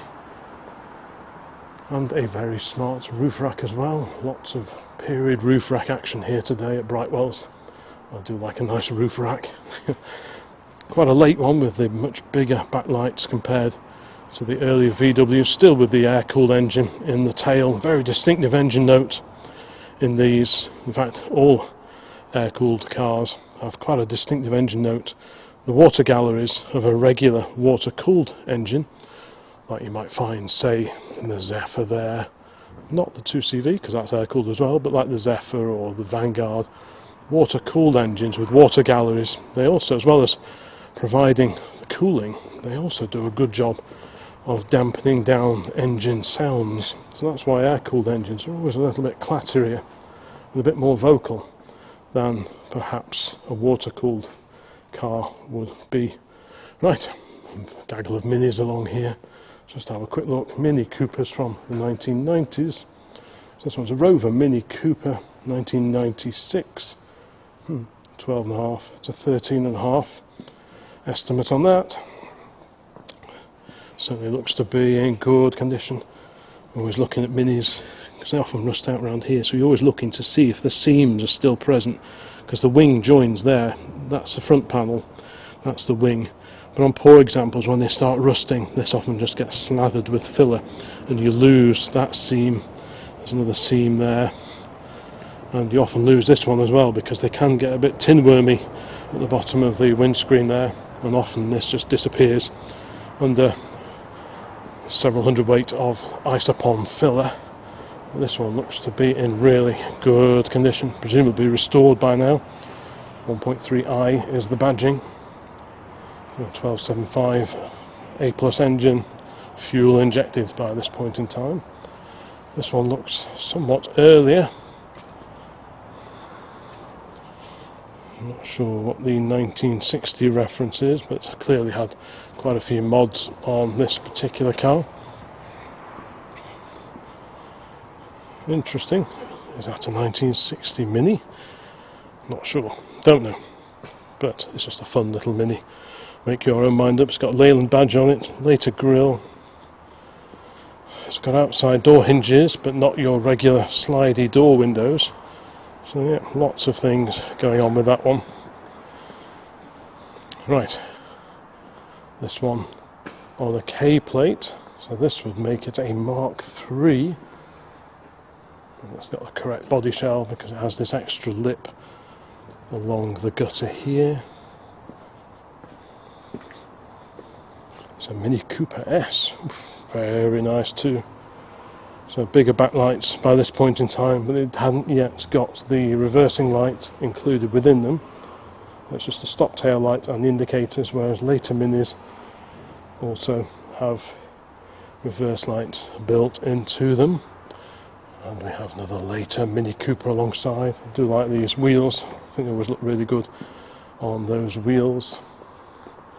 A very bonny green example on the end here. Also looks like it's had a few mods on it. Bonnet straps, etc, etc. 10-inch wheels, which I always think looks really good on Minis. So that's another very sharp looking car. So quite a gaggle of Minis if you're into your Minis. Built 1959 through to 2000. It's a pretty incredible production run, really. Get yourself down here on one of the viewing days. Right. There's a bit of my history here. The good old Triumph Spitfire. This, either a Mark IV or a 1500. Probably a 1500. It's got the Triumph Tune twin pipe exhaust system on it. And I well remember having that set up on my first Spitfire. In fact, it fell off while I was driving along. Yep. Looks pretty tied in there. We've got a spare door skin. Does it need a door skin? Doesn't look too bad. Yeah, pretty cool. So, yeah, probably just wants a little bit of fettling, but not too much. And look at this, the Austin 1300 GT. Another car penned by Alec Isigonis for BMC. He, of the Mini here, and the Morris Minor that we looked at down there, Alec Isigonis also was the brains behind this, the front wheel drive ADO 16 range of cars. And there were so many different variants. You had the Austin 1100, the Morris 1100. This is quite a late one, and it's the 1300 GT with these very distinctive wheel coverings which were unique to the 1300 GT. But this was basically, the engine in this was very similar to that of the late Mini Cooper, but in this you had a lot more space. These also handled and steered really well. So if you wanted a Mini Cooper, but just you wanted or needed perhaps a little bit more space, maybe you needed a four-door car, then this would have been a good choice, I imagine. Quite sporty, lots of black vinyl, pretty groovy steering wheel there. Lots of instrumentation, tacho in the middle there, the rev counter. Yeah, pretty groovy, and these are pretty rare on the ground now. That's quite a rare sight now, the Austin 1300 GT. Right, what have we got next to it? Well, tell you what, let's do this car here. This is a late 1930s Riley Falcon. Isn't that lovely? CHT is the original registration number. HT, is that Bristol? Not sure on that one. But this is one good looking car, 1936 1.5 litre twin overhead cam Falcon saloon. And my youthful assistant is a big fan of these. The estimate on this is just £7,000 to £10,000, which, yes, it's a chunk of money. But for the quality of car, and Rileys of this era, the 9s and the 12s, they really do drive very well indeed. And I do like that, the original plates as well. Quite spacious. Let's have a quick look in the back first, shall we? Oof, look at that. Look at that. Beautiful. Look at those wheels as well. Very, very nice. Ooh, look at that. Proper stuff. Lovely wood door surrounds. Look at all this. Plated fittings, a little opening, rear quarter lights in the back. This is quite an upmarket car. Interesting how the floor drops down between the chassis rails. Hence this very distinctive low section here when compared to the sill over there. You've got the transmission tunnel in the middle. Prop shaft runs from, obviously you've got the gearbox over there, and the prop runs to the rear because it's rear wheel drive, as all these Rileys were. Isn't that wonderful? Let's just stick my head in here. Proper leather and wood smells. Look at that. What a great place to sit. Pre-select the gearbox, just like on the Daimler that we were looking at before. Lots and lots of gauges. Opening bonnet, there we go. Bonnet? Windscreen even. There we go, there's the catch for the opening hinge out windscreen. Yeah, lots and lots of lovely fittings in here. So this is kind of like quite a... If I just get out gently, right. Yeah, this is like a sporting-ish, quite upmarket saloon of the day. And you've got the very distinctive diamond Riley badge there, and that's echoed all over. You've got like half a diamond shape on this lamp bar here. Beautiful lamps as well, big Lucas lamps. Even the shape of the side windows apertures are sort of, there's a nod to the diamond shape even in there. Right, rear hinged front doors. Look at that, no dropping or anything. Beautiful, look at that. That is just proper cars. You know, pre-war cars, and those built immediately post World War II. The quality of them was just off the scale, really. And that's what certainly makes them so appealing to me and quite a lot of us who appreciate these older cars for just how well they are put together. By the time you get to the 1960s, 1970s, well, they just don't compare quality-wise in the vast majority of cases. Cars from this era were just so much nicer to be around, to work on. Look at that. And to drive. That really is a lovely looking car. Yeah, I know Harley was quite taken with that when he saw this one advertised on the website. Extra little lamp there, but yeah, lovely looking machine. Right, onwards. Little Fiat 500. These pop up quite regularly at a lot of the events that we get to, and indeed sales. Very bonny early 1970s example here, left-hand drive in orange. I don't know if the paint's original, but it's got a bit of age to it. A few spare bits and bobs on the back seat as well, so it's a four-seater, but not oodles of space. Early ones were rear hinge doors, but by this point in time, the early 70s, conventional forward hinge doors. But great little cars, tiny little cars. Engine in the back here. Yeah, very sweet little car, that one. And we'll go down here. We've got a bright yellow Triumph Stag here. I think it's a Mark II. Not much difference between the Mark I and the Mark II, to be honest, but these alloy wheels were standard fitment on the Mark IIs, as were these shiny covers along the sills, which could hide a multitude of sins on a poor car. This one looks pretty tasty. Wonder if it's still got the original 3-litre V8 engine, a Triumph engine. It's got a manual overdrive box. I'm guessing this one will have its original motor in it. Quite a few of these were converted to the Rover 3.5, but of those that were converted, quite a few have been converted back to the proper Triumph 3-litre V8 engine. Proper wafter, great sort of GT car, and lovely shape, I think. I just think they are one good looking car. Yeah, for all the faults, the cars of the BL era, there were some good looking cars coming off the line. This from Triumph, of course. Right, a little Merc here, the SLK. And what is this? This is a post-war Rover P3. There's an MGB on chrome bumpers and wire wheels just behind it. That's a smart looking car. So the GT, the fixed head coupe car like we're looking at here, oh, proper original plates. Thankfully no one's put the silver and black plates on, which always look wrong on cars of this age, in my opinion. We all have our own views on that. But that's a very sharp, very smart looking B, that one. I know someone who would quite like to own that.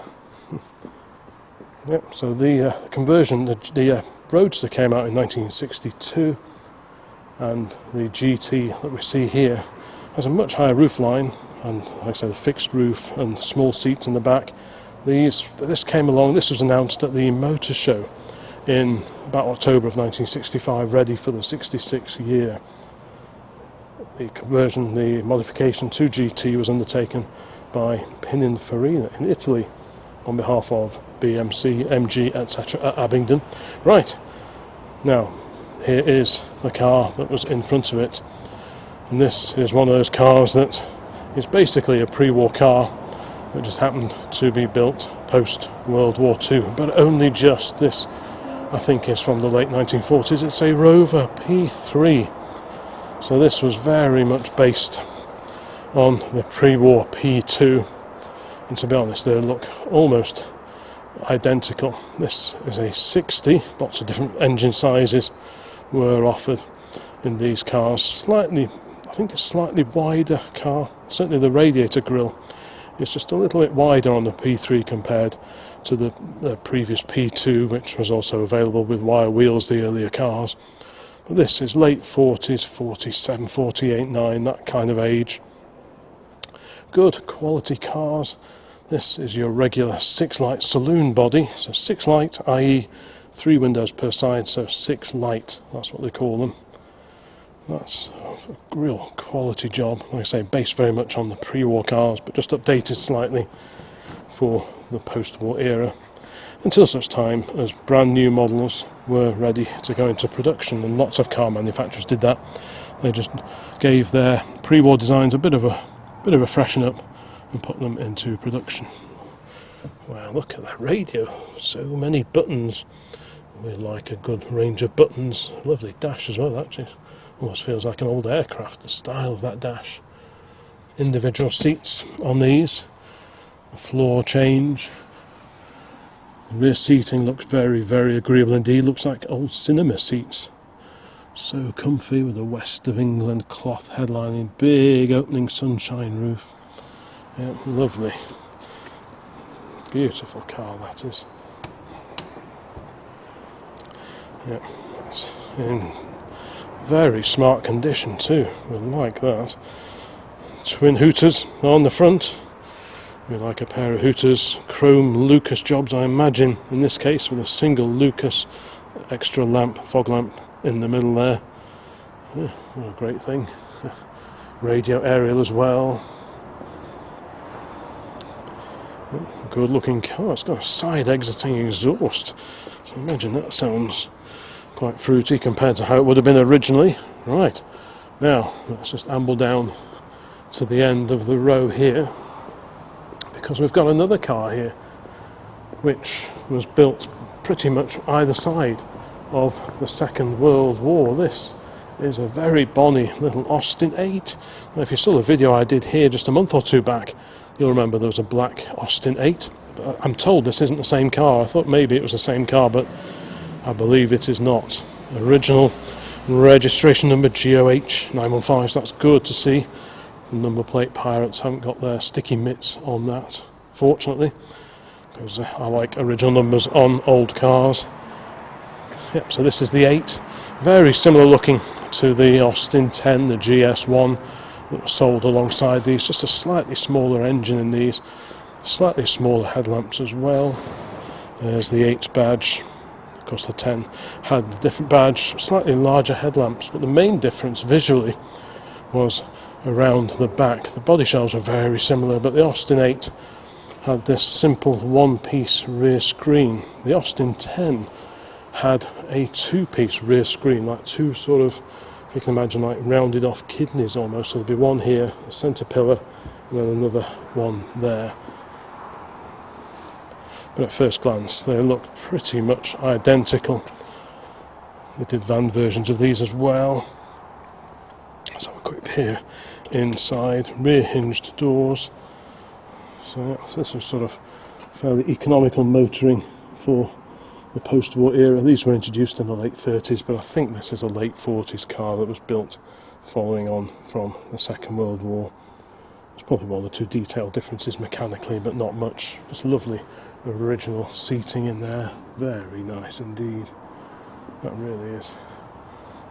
Just a great little car. Don't go for huge amounts, what, £4,000, that kind of money would buy something like that. It's in very tidy condition. Like I say, it's still got the original registration number on it. The body looks good. Doors seem to shut okay. It's just a little bit there, but to be honest, the steel is so thick on these that it's not going to deteriorate much. Just a very bonny, very characterful little car, the little Austin 8. Perfect for pottering around of a weekend. Right. Much more modern here. We've got a Merc. I think this is one of the W115 saloons. The 115, 116s both look pretty similar to each other. That's a good quality saloon. And I mean, these things weren't cheap. Mercedes were always a fairly premium car to buy, but even so, most things seem to be optional extras. If we have a look over here, the driver gets a rear view door mirror. However, whoever specified this car when it was new didn't tick the box for a passenger mirror. That would have been an extra cost option. So Merc were a little bit stingy sometimes with equipment levels, but what you did get was a car built beautifully. So this is a 200, so it's fairly near the bottom of the range, I would have thought. Real quality. I mean, look at the condition of the seats, are like new, even though these are, what, 50 years old. You can just imagine these would do 1,000,000 miles without blinking, and that shuts beautifully as well. So, an interesting car. I don't see too many of those around. Right, I'll carry on up here. Right, so that's the SLK.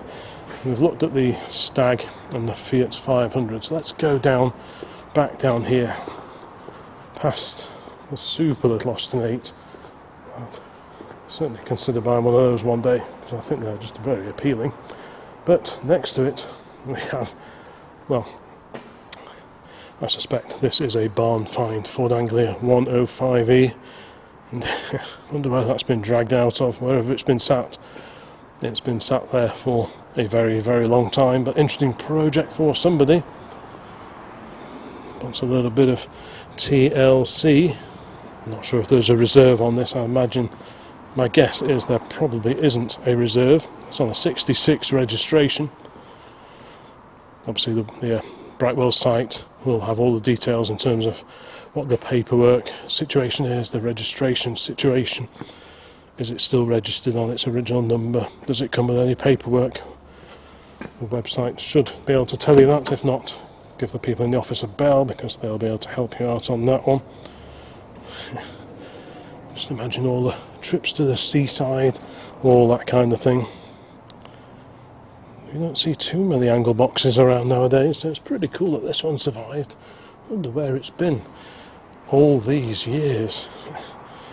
So yeah, I mean, you know, the door pillars, they don't look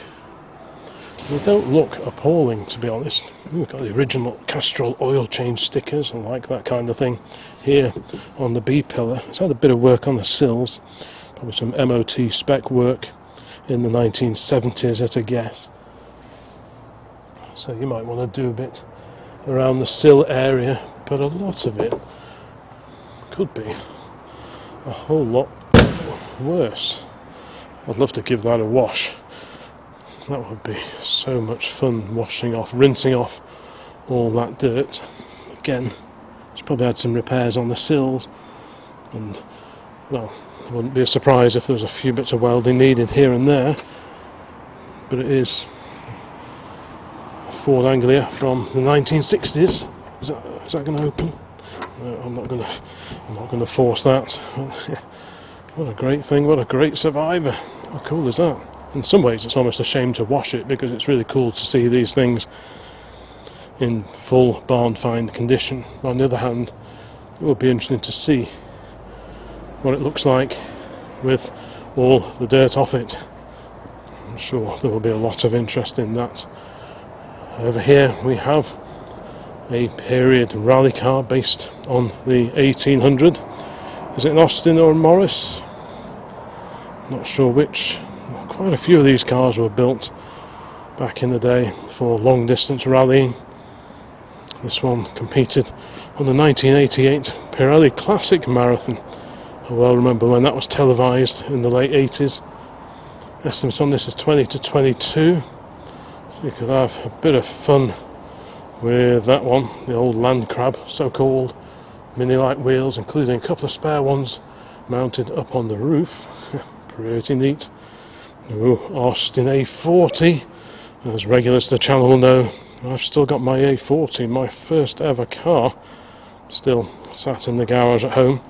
This is a Mark 1 race car, so I think I read this one's about 120 brake horsepower, the estimate somewhere in the 12-ish ballpark. Ooh, lorry speeding past. Yep, so this one's clearly been done with historic saloon car racing in mind. Barry Williams, Wizzo Williams sticker, maybe he's raced this one. That's pretty cool. You got plexiglass or perspex windows, same here, with just the open slidey little things. Let's have a quick look inside. This is going to look very different to mine. Yep, full cage, bucket seat, singular, plumbed in fire system there. Same dash as mine pretty much, still in Farina grey. Because all the Mark 1 saloons, even though they had different colour bodywork on them, the dashboards were all painted Farina grey for some reason. I'm assuming that was a cheapening exercise. Now what's quite interesting is, let me just see if I can get the camera in here, because you'll see that near circular panel just on the top of the transmission tunnel there. That goes back to when this car was first built and painted at the Austin factory at Longbridge, because when these were first built, they would be painted using the roto-dip process. Basically, a big long pole passed through the front of the car and came through where that panel is there that's been added in afterwards, and it went out the back. And the car would literally go in on a pole through like what they call the roto-dip. I think it actually rotated the whole thing and put it through a bath of paint when it was built. The idea was to try and get paint into all the nooks and crannies in the car to help protect it against rust. I'm not sure how effective that was, but that was the idea. That's what that panel was for. I don't think there's any A35s or A30s here today, is there? But they also have the same panel. So when you open the boot lid on an A35, at the back behind the rear seat, you'll see one of those panels, one of those near circular panels, and that's where the roto dip would have passed through and put it like on a spit and rolled the body shell through the paint process. But yeah, that's pretty groovy, and I bet that sounds very, very good indeed. We've got a somewhat modified Hillman Imp project alongside. So a chunky set of wheels on that one. Engine hung out in the tail of the car. These were built, well, this is a Sunbeam. These were built up at Linwood in Scotland. This was a government initiative to bring much needed employment into that area of Scotland in the 1960s and into the 1970s. So all the parts would be shipped off up to Scotland, and the cars were built up there and then brought back down again. This one, lots of engine mods on this one. I think there's some Hartwell tuning bits perhaps. There's certainly reference to Hartwell, I remember reading on the website yesterday. Right, another Triumph Spitfire here. This is a Mark IV, so this will have the 1296cc 4-cylinder engine under that lift forward bonnet. So these were based, the chassis was based on that of the Triumph Herald, but these don't have outriggers, whereas, so you've got, the chassis goes up the centre of the car. On the Spitfires, the sills were structural, so these are important, whereas on the Herald there were chassis sections that came out, ran along outriggers and back in. That was a big difference, but yes, the chassis on these was based on that of the Herald, but they're not interchangeable. Okie dokie, we go to the early 1950s now. This is an MGTD, right-hand drive car. Finished in green, so this was the TD, the replacement for the TC. Just brought things up to date a little bit more. Solid disc wheels are standard on these, not Y wheels anymore. I think, did these have rack and pinion steering as well? I think they probably did. So quite a few updates under the skin compared to the previous TC, but still very much based on styling introduced in the 1930s, but just evolved to what you see there. Luggage rack on the back as well. More MGB GT action over here. Pretty smart example here. So this has got the later grille. So this grille, well, the earlier cars had the vertical chrome slats, and this was, I don't think they actually had this honeycomb style of grille. They didn't use that for very long. So that's on a K plate. It says sold in the window, so maybe this one isn't going into the auction at the weekend. But look at this. This most certainly is. And certainly of the post-war cars that are here today, this is one that really appeals to me. I do love a classic estate car. And this is the Morris Oxford Traveller, the estate version of the Morris Oxford, and what a great thing. I do like these. That is such a rare old girl, that is.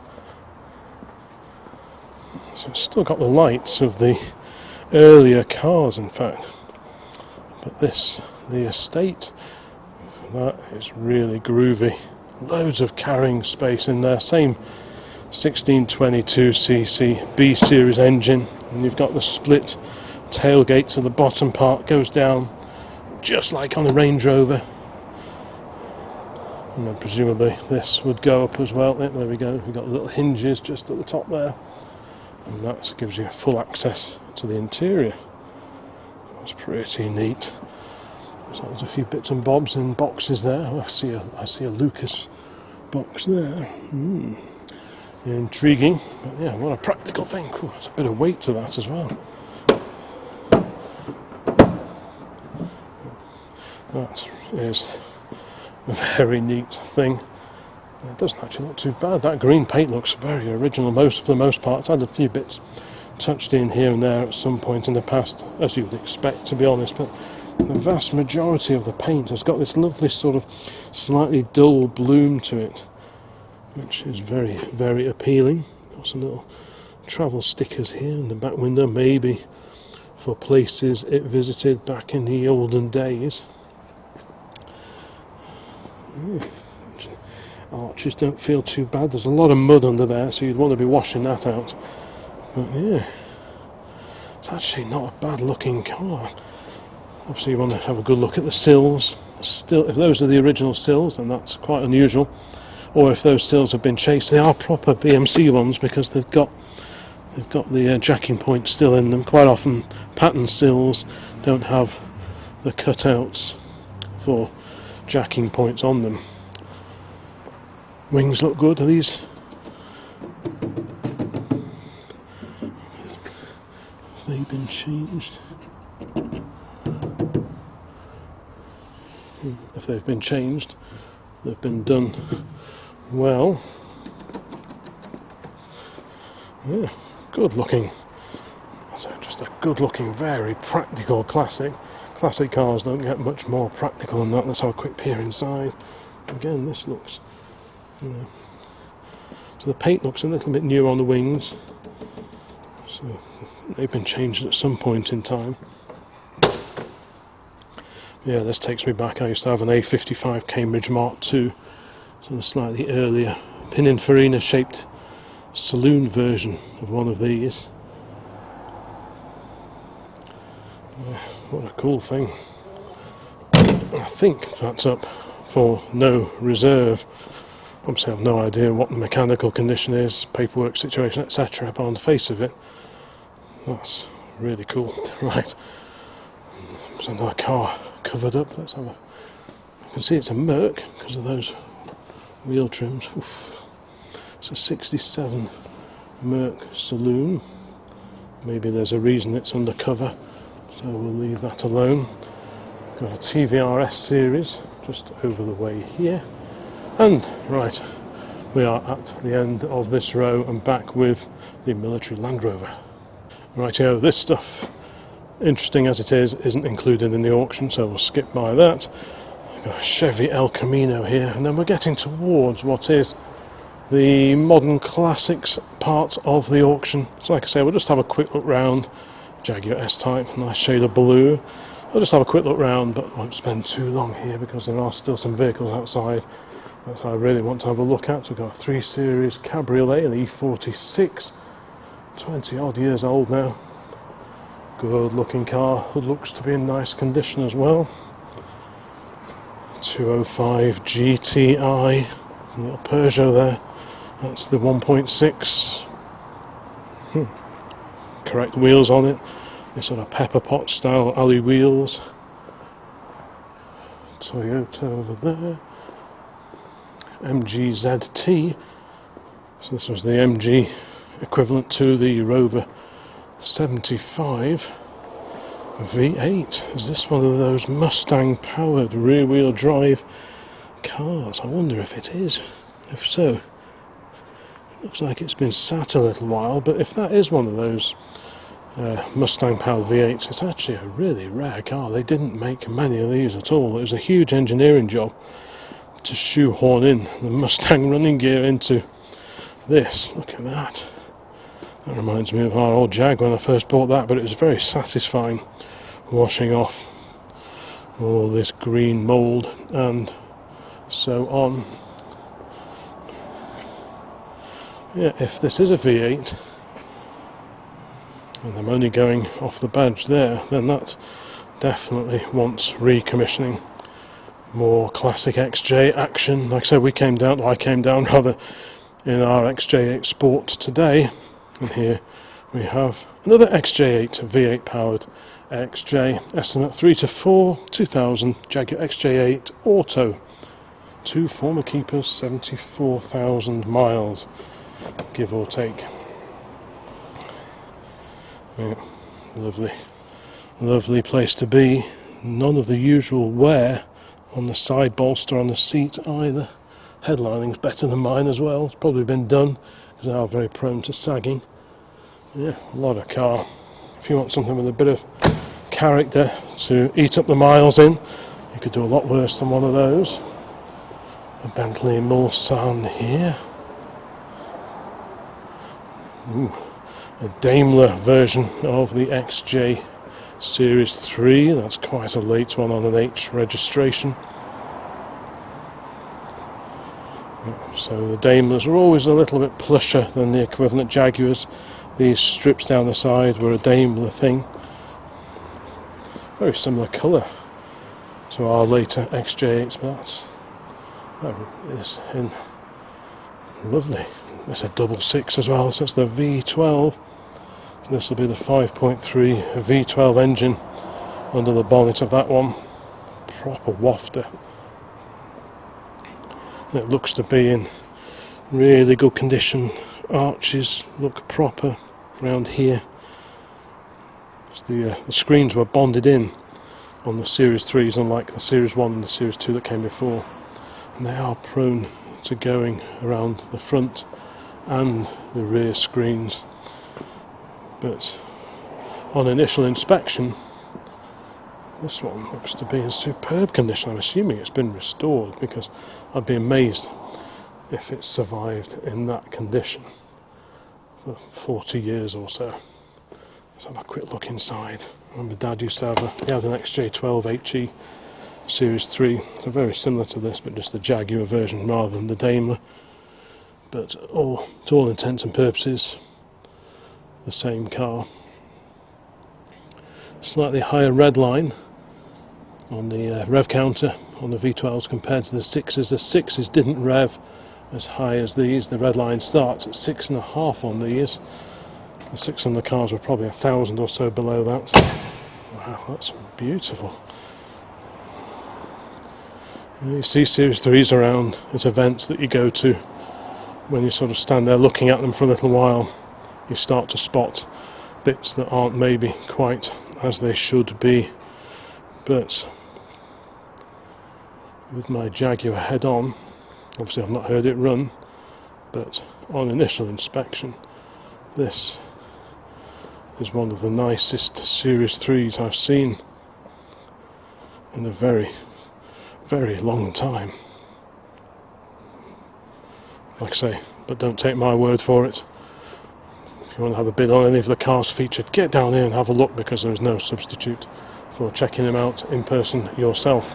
Okay, Mazda MX-5 there. That's a Mark II or a 2.5. Lovely Bentley, the Arnage here. Two-tone colour scheme. That's a bit unusual. You don't see two-tone cars all that often. Yeah. That's quite the chunk of car, that is. Yeah, two-tone paintwork. Very dark interior. I was ogling the interior of one of these just a few weeks ago. I was blown away by how sumptuous and inviting it was, and this one, look at the size of it. It really is. Very, very special interior. Proper old school quality car interior. Right, let's carry on. Very sharp looking 5 Series BMW, one of the E39s. Is that Estoril blue? Could be. It might be a fraction darker than Estoril blue, but it's pretty close to it. Very sharp looking car. Got a Ford Probe over here.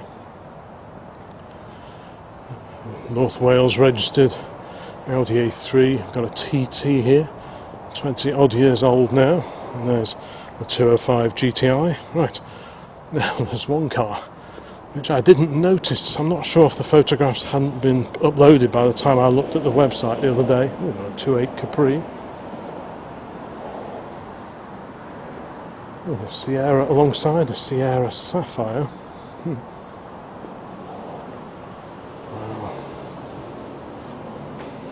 These things used to be all over the place at one time.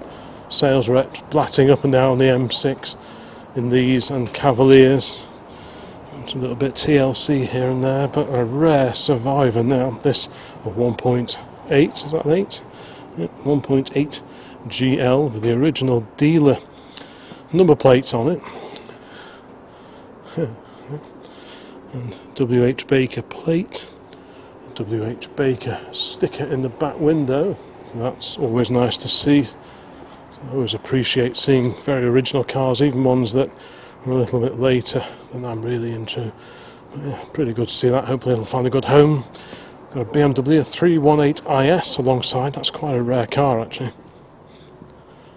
One of the more desirable. I mean, all these little 3 Series Beamers are desirable, but the 318 IS is quite a sporty little package. And yeah, pretty thin on the ground now. I'm sure there'll be a lot of interest in that. But this is the car I wanted to have a look at. No prizes for guessing why I was drawn to this incredible barn find Lagonda. NGO 648 the plate. I don't know if that's still live with DVLA or not. Where has this been all these years? Look at that. I suggest it probably wants a bit of air in the back tyre. The Touring Club de France. So maybe this is a very well-travelled old Lagonda. But look at that. Such a lovely shaped car. Very sleek looking thing.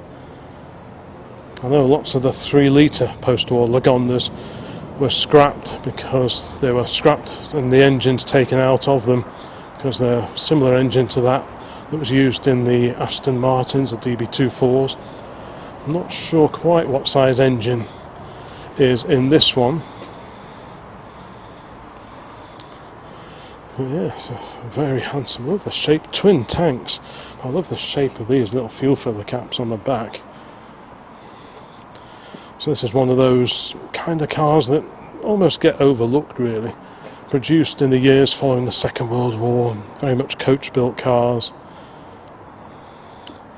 but usually not produced for that great a length of time, and as a result people just tend to forget that they ever existed. Cars like this, some Daimlers, Armstrong Sidleys, quality cars built, well, either side of the Second World War, but I'm thinking of the post-war cars that are almost forgotten about now. But this is a very rare survivor.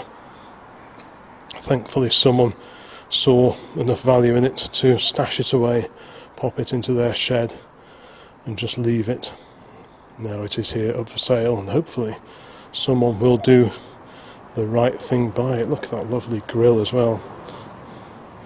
Not a ding on that anywhere. It's pretty vulnerable, you could easily nudge that, but no, that one is in super condition. Let's keep going, let's just have a quick look. When I say coach built, I imagine. Let's have a ginger look inside. Super original in there.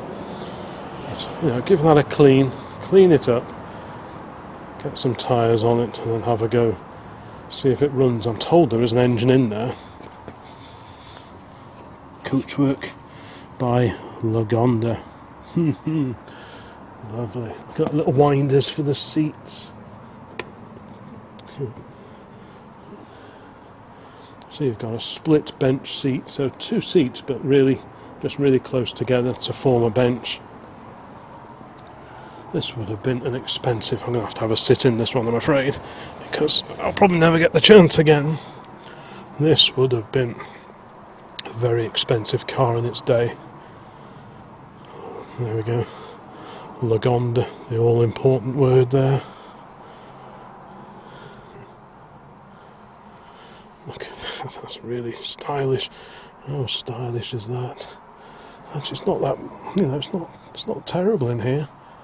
And considering it's probably been sat in someone's barn or shed since the beginning of time, it's actually, this would clean up very nicely. That's not to say there's not work to do, of course there is, but this could just be the makings of a very impressive car, you know. I'm not going to slam that, but if you can just imagine that cleaned up, get some tyres on it, get it so it's sitting properly, replace the piece of glass which presumably used to be in here, give it a really good clean it like crazy, and it would transform the look of that car. That would be a real pleasure to wash. I would love to clean that up. That would just be such a rewarding job.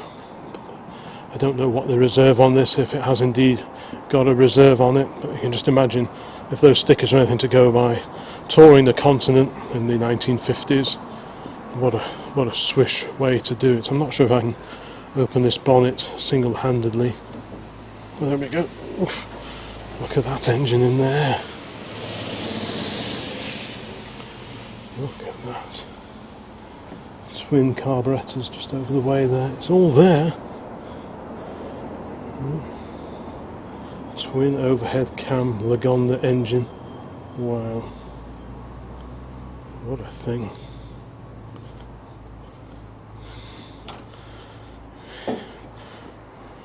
What a machine. Z3 BMW is next. A very nice looking example. I think this is a 1.9. My youthful assistant has been making Z3 shaped noises recently and been watching videos about them, so I won't be surprised if another one of those lands on the driveway within the next year or two. Got a Rolls-Royce Silver Spirit here.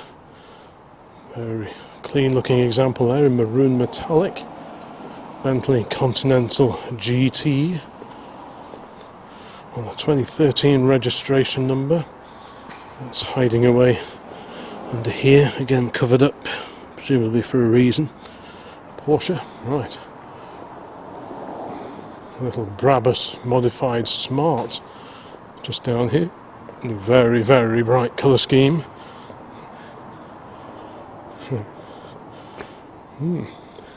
Okay, now tucked away. There's always usually a selection of classic motorcycles also entered into the auctions here, and this time is no exception. We've got a Honda Trials bike. I don't really know what I'm looking at here. A little monkey bike alongside, 50cc, big Suzuki 4-cylinder job alongside. So I don't really know what I'm looking at, but if you know your motorcycles, you like your old motorcycles, then you will know exactly what I'm showing here. The Honda Super Sport with the one over the back. Let's just go around here. Got some bicycles. Is that a microlight, or I don't know what you call them, but the Velocet LE, the water-cooled Velocet LE, just tucked away over the way. Yep. Some bikes here, including a couple of Moultons. Pretty neat little things. Right, I think now is the time to go outside and have a look around out there, because I can see some very interesting things. And what a great day it is for walking around the classic car auction. Yesterday the weather was appalling, so I'm really pleased that today, Tuesday, it has decided to buck up its ideas. And look at this lovely old Leyland Comet of the early 1950s, proper classic commercial there. What a great thing to take to classic and vintage lorry rallies. That really is lovely. Early 1950s, no reserve on this one. Fuel gauge just on the top of the tank itself. But yeah, this is the kind of machine that we often see taking part in the Cheshire Run, etc. A good old Leyland Comet. There are quite a few videos about old lorries dotted around the channel, including a visit that I've made, was it last year, to the British Commercial Vehicle Museum up at Leyland. So presumably restored in 1994. Well, there we go, look at that. All the chassis number details by special appointment, Leyland Motors Limited. Yeah. So yeah, an older restoration, presumably 1994. There's a video of this driving around, I think, on the website. Look at that. Wow. Such characterful old things these are. I do love an old lorry. Engine tucked away under the cover there. And your gear arrangements, handbrake arrangements over there. Somewhere for the driver's mate to sit. And, yeah, still in really nice usable condition.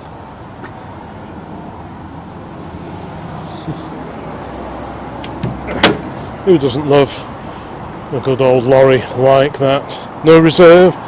So what's that going to sell for? 6, 7, that sort of, that would be my guess, but I'm no expert. But I would guess that's £6,000, £7,000, assuming it's all up and running and working as it should. But yeah, what a lovely old girl that is. A grey Fergie here with the little cargo box on the back, very similar to the one that we had until not that long ago.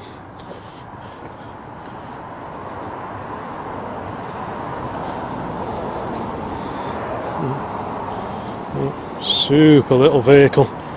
This transformed agriculture. This is a diesel powered one. Ours had the small petrol engine in it, very similar to that fitted to the standard Vanguard that we were looking at before. Right, let's carry on. Look at this. What's happened to this Airstream caravan? These are just incredible looking things. So eye-catching, so iconic. Look at that. It's actually, I'm going, if this lettering is anything to go by, this is probably quite an early example of an Airstream. I wonder what the reference or the relevance of the number is up there. Wow, that is, I mean, they did all sorts of different length versions of these. Now, this is a whopper, twin axles. The Airstream International. Yeah, 2 axles on this one. What a wow. God. Almost looks like a B-29 from the Second World War. It looks like someone started to strip the interior, maybe to convert or renovate it. There's a Smeg fridge in there. Clearly the conversion or restoration didn't ever get continued. I wonder what the history is of this. It's certainly, like I say, it's certainly got some age to it. Look at this. Airstream, Jackson Center, Ohio, and somewhere Cerritos, California. The land yacht. Oh yeah, State of Florida Department of Motor Vehicles, the DMV certified, A45068, Sovereign Edition. It's not that number up there, is it? No, that's a different number again up on the top. Wow, what a thing. Oof, real blank canvas job here. You could make a stunning camper. You could almost put a little race car in here, couldn't you? If you just had a bit of a door at the back, you could have a wonderful period car trailer transporter. It's pretty hefty hinges, cast hinges.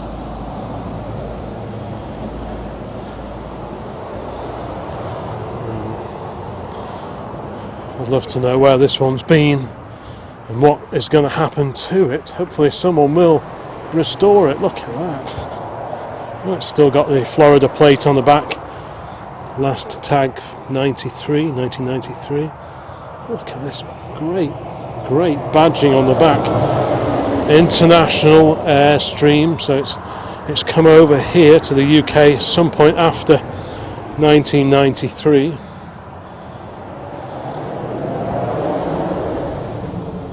What a thing. It's huge.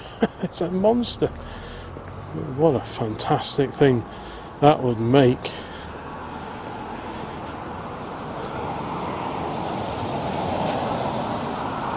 I'm guessing you need something pretty hefty just to tow it, because certainly that'll be a test of your reversing skills. But what a great thing, what a great project for someone there. Right.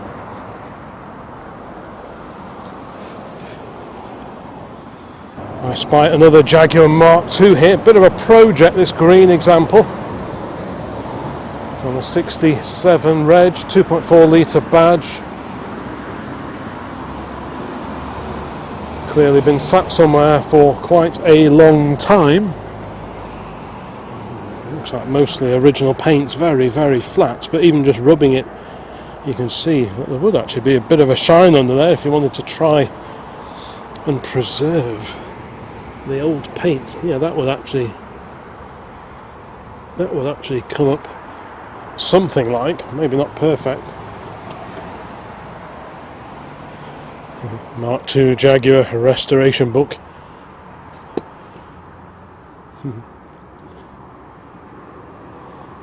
Clearly been sat somewhere for quite a long time. 78,406 miles showing on the clock. Whether that's true or not, maybe it's been round the clock once, who knows. Yeah, a bit to do in here, but proper Jaguar belts. Yeah, nice.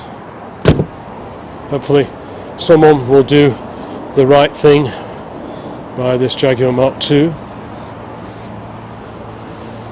While I'm on the subject of Jaguar Mark IIs, yesterday I updated the old classic car calendar store. There's a link to it in the description and in the pinned comment just underneath this particular video, and I added in a calendar for next year featuring the Jaguar Mark II. I think there are around 50 or so calendars on there now, all sorts of different subjects: classic cars, automobilia, pedal cars, Rovers, Saab, Volvo, cars of BMC, etc.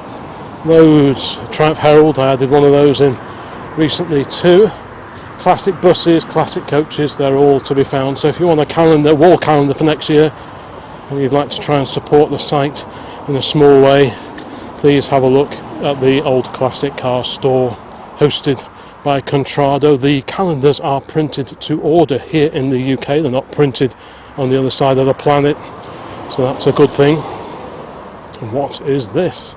This is a funny little French micro car, literally a micro car.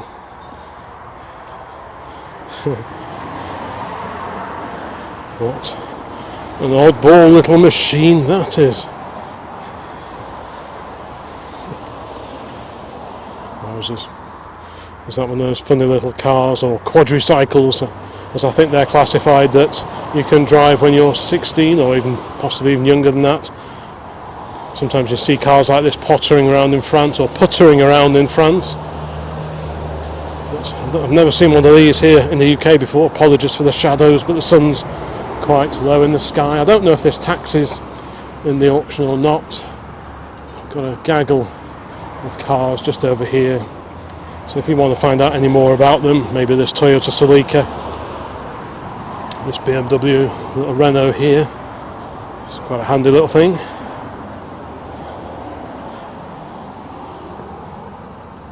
Just check out the Brightwells site to see if these are included in the next auction or not. Not sure about this Volvo, it could be.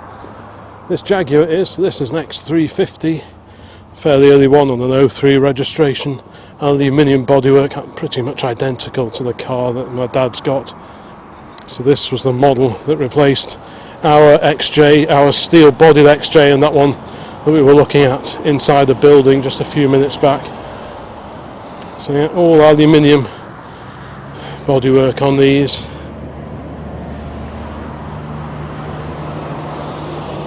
Drive really, really well, these do. A bit bigger than our earlier model. It's a bit more spacious inside, a lot more boot space as well. And just a later car, all round, door shuts beautifully. Yeah, what a lovely day. That's the main A49 road just over the back there, hence the traffic noise in the background.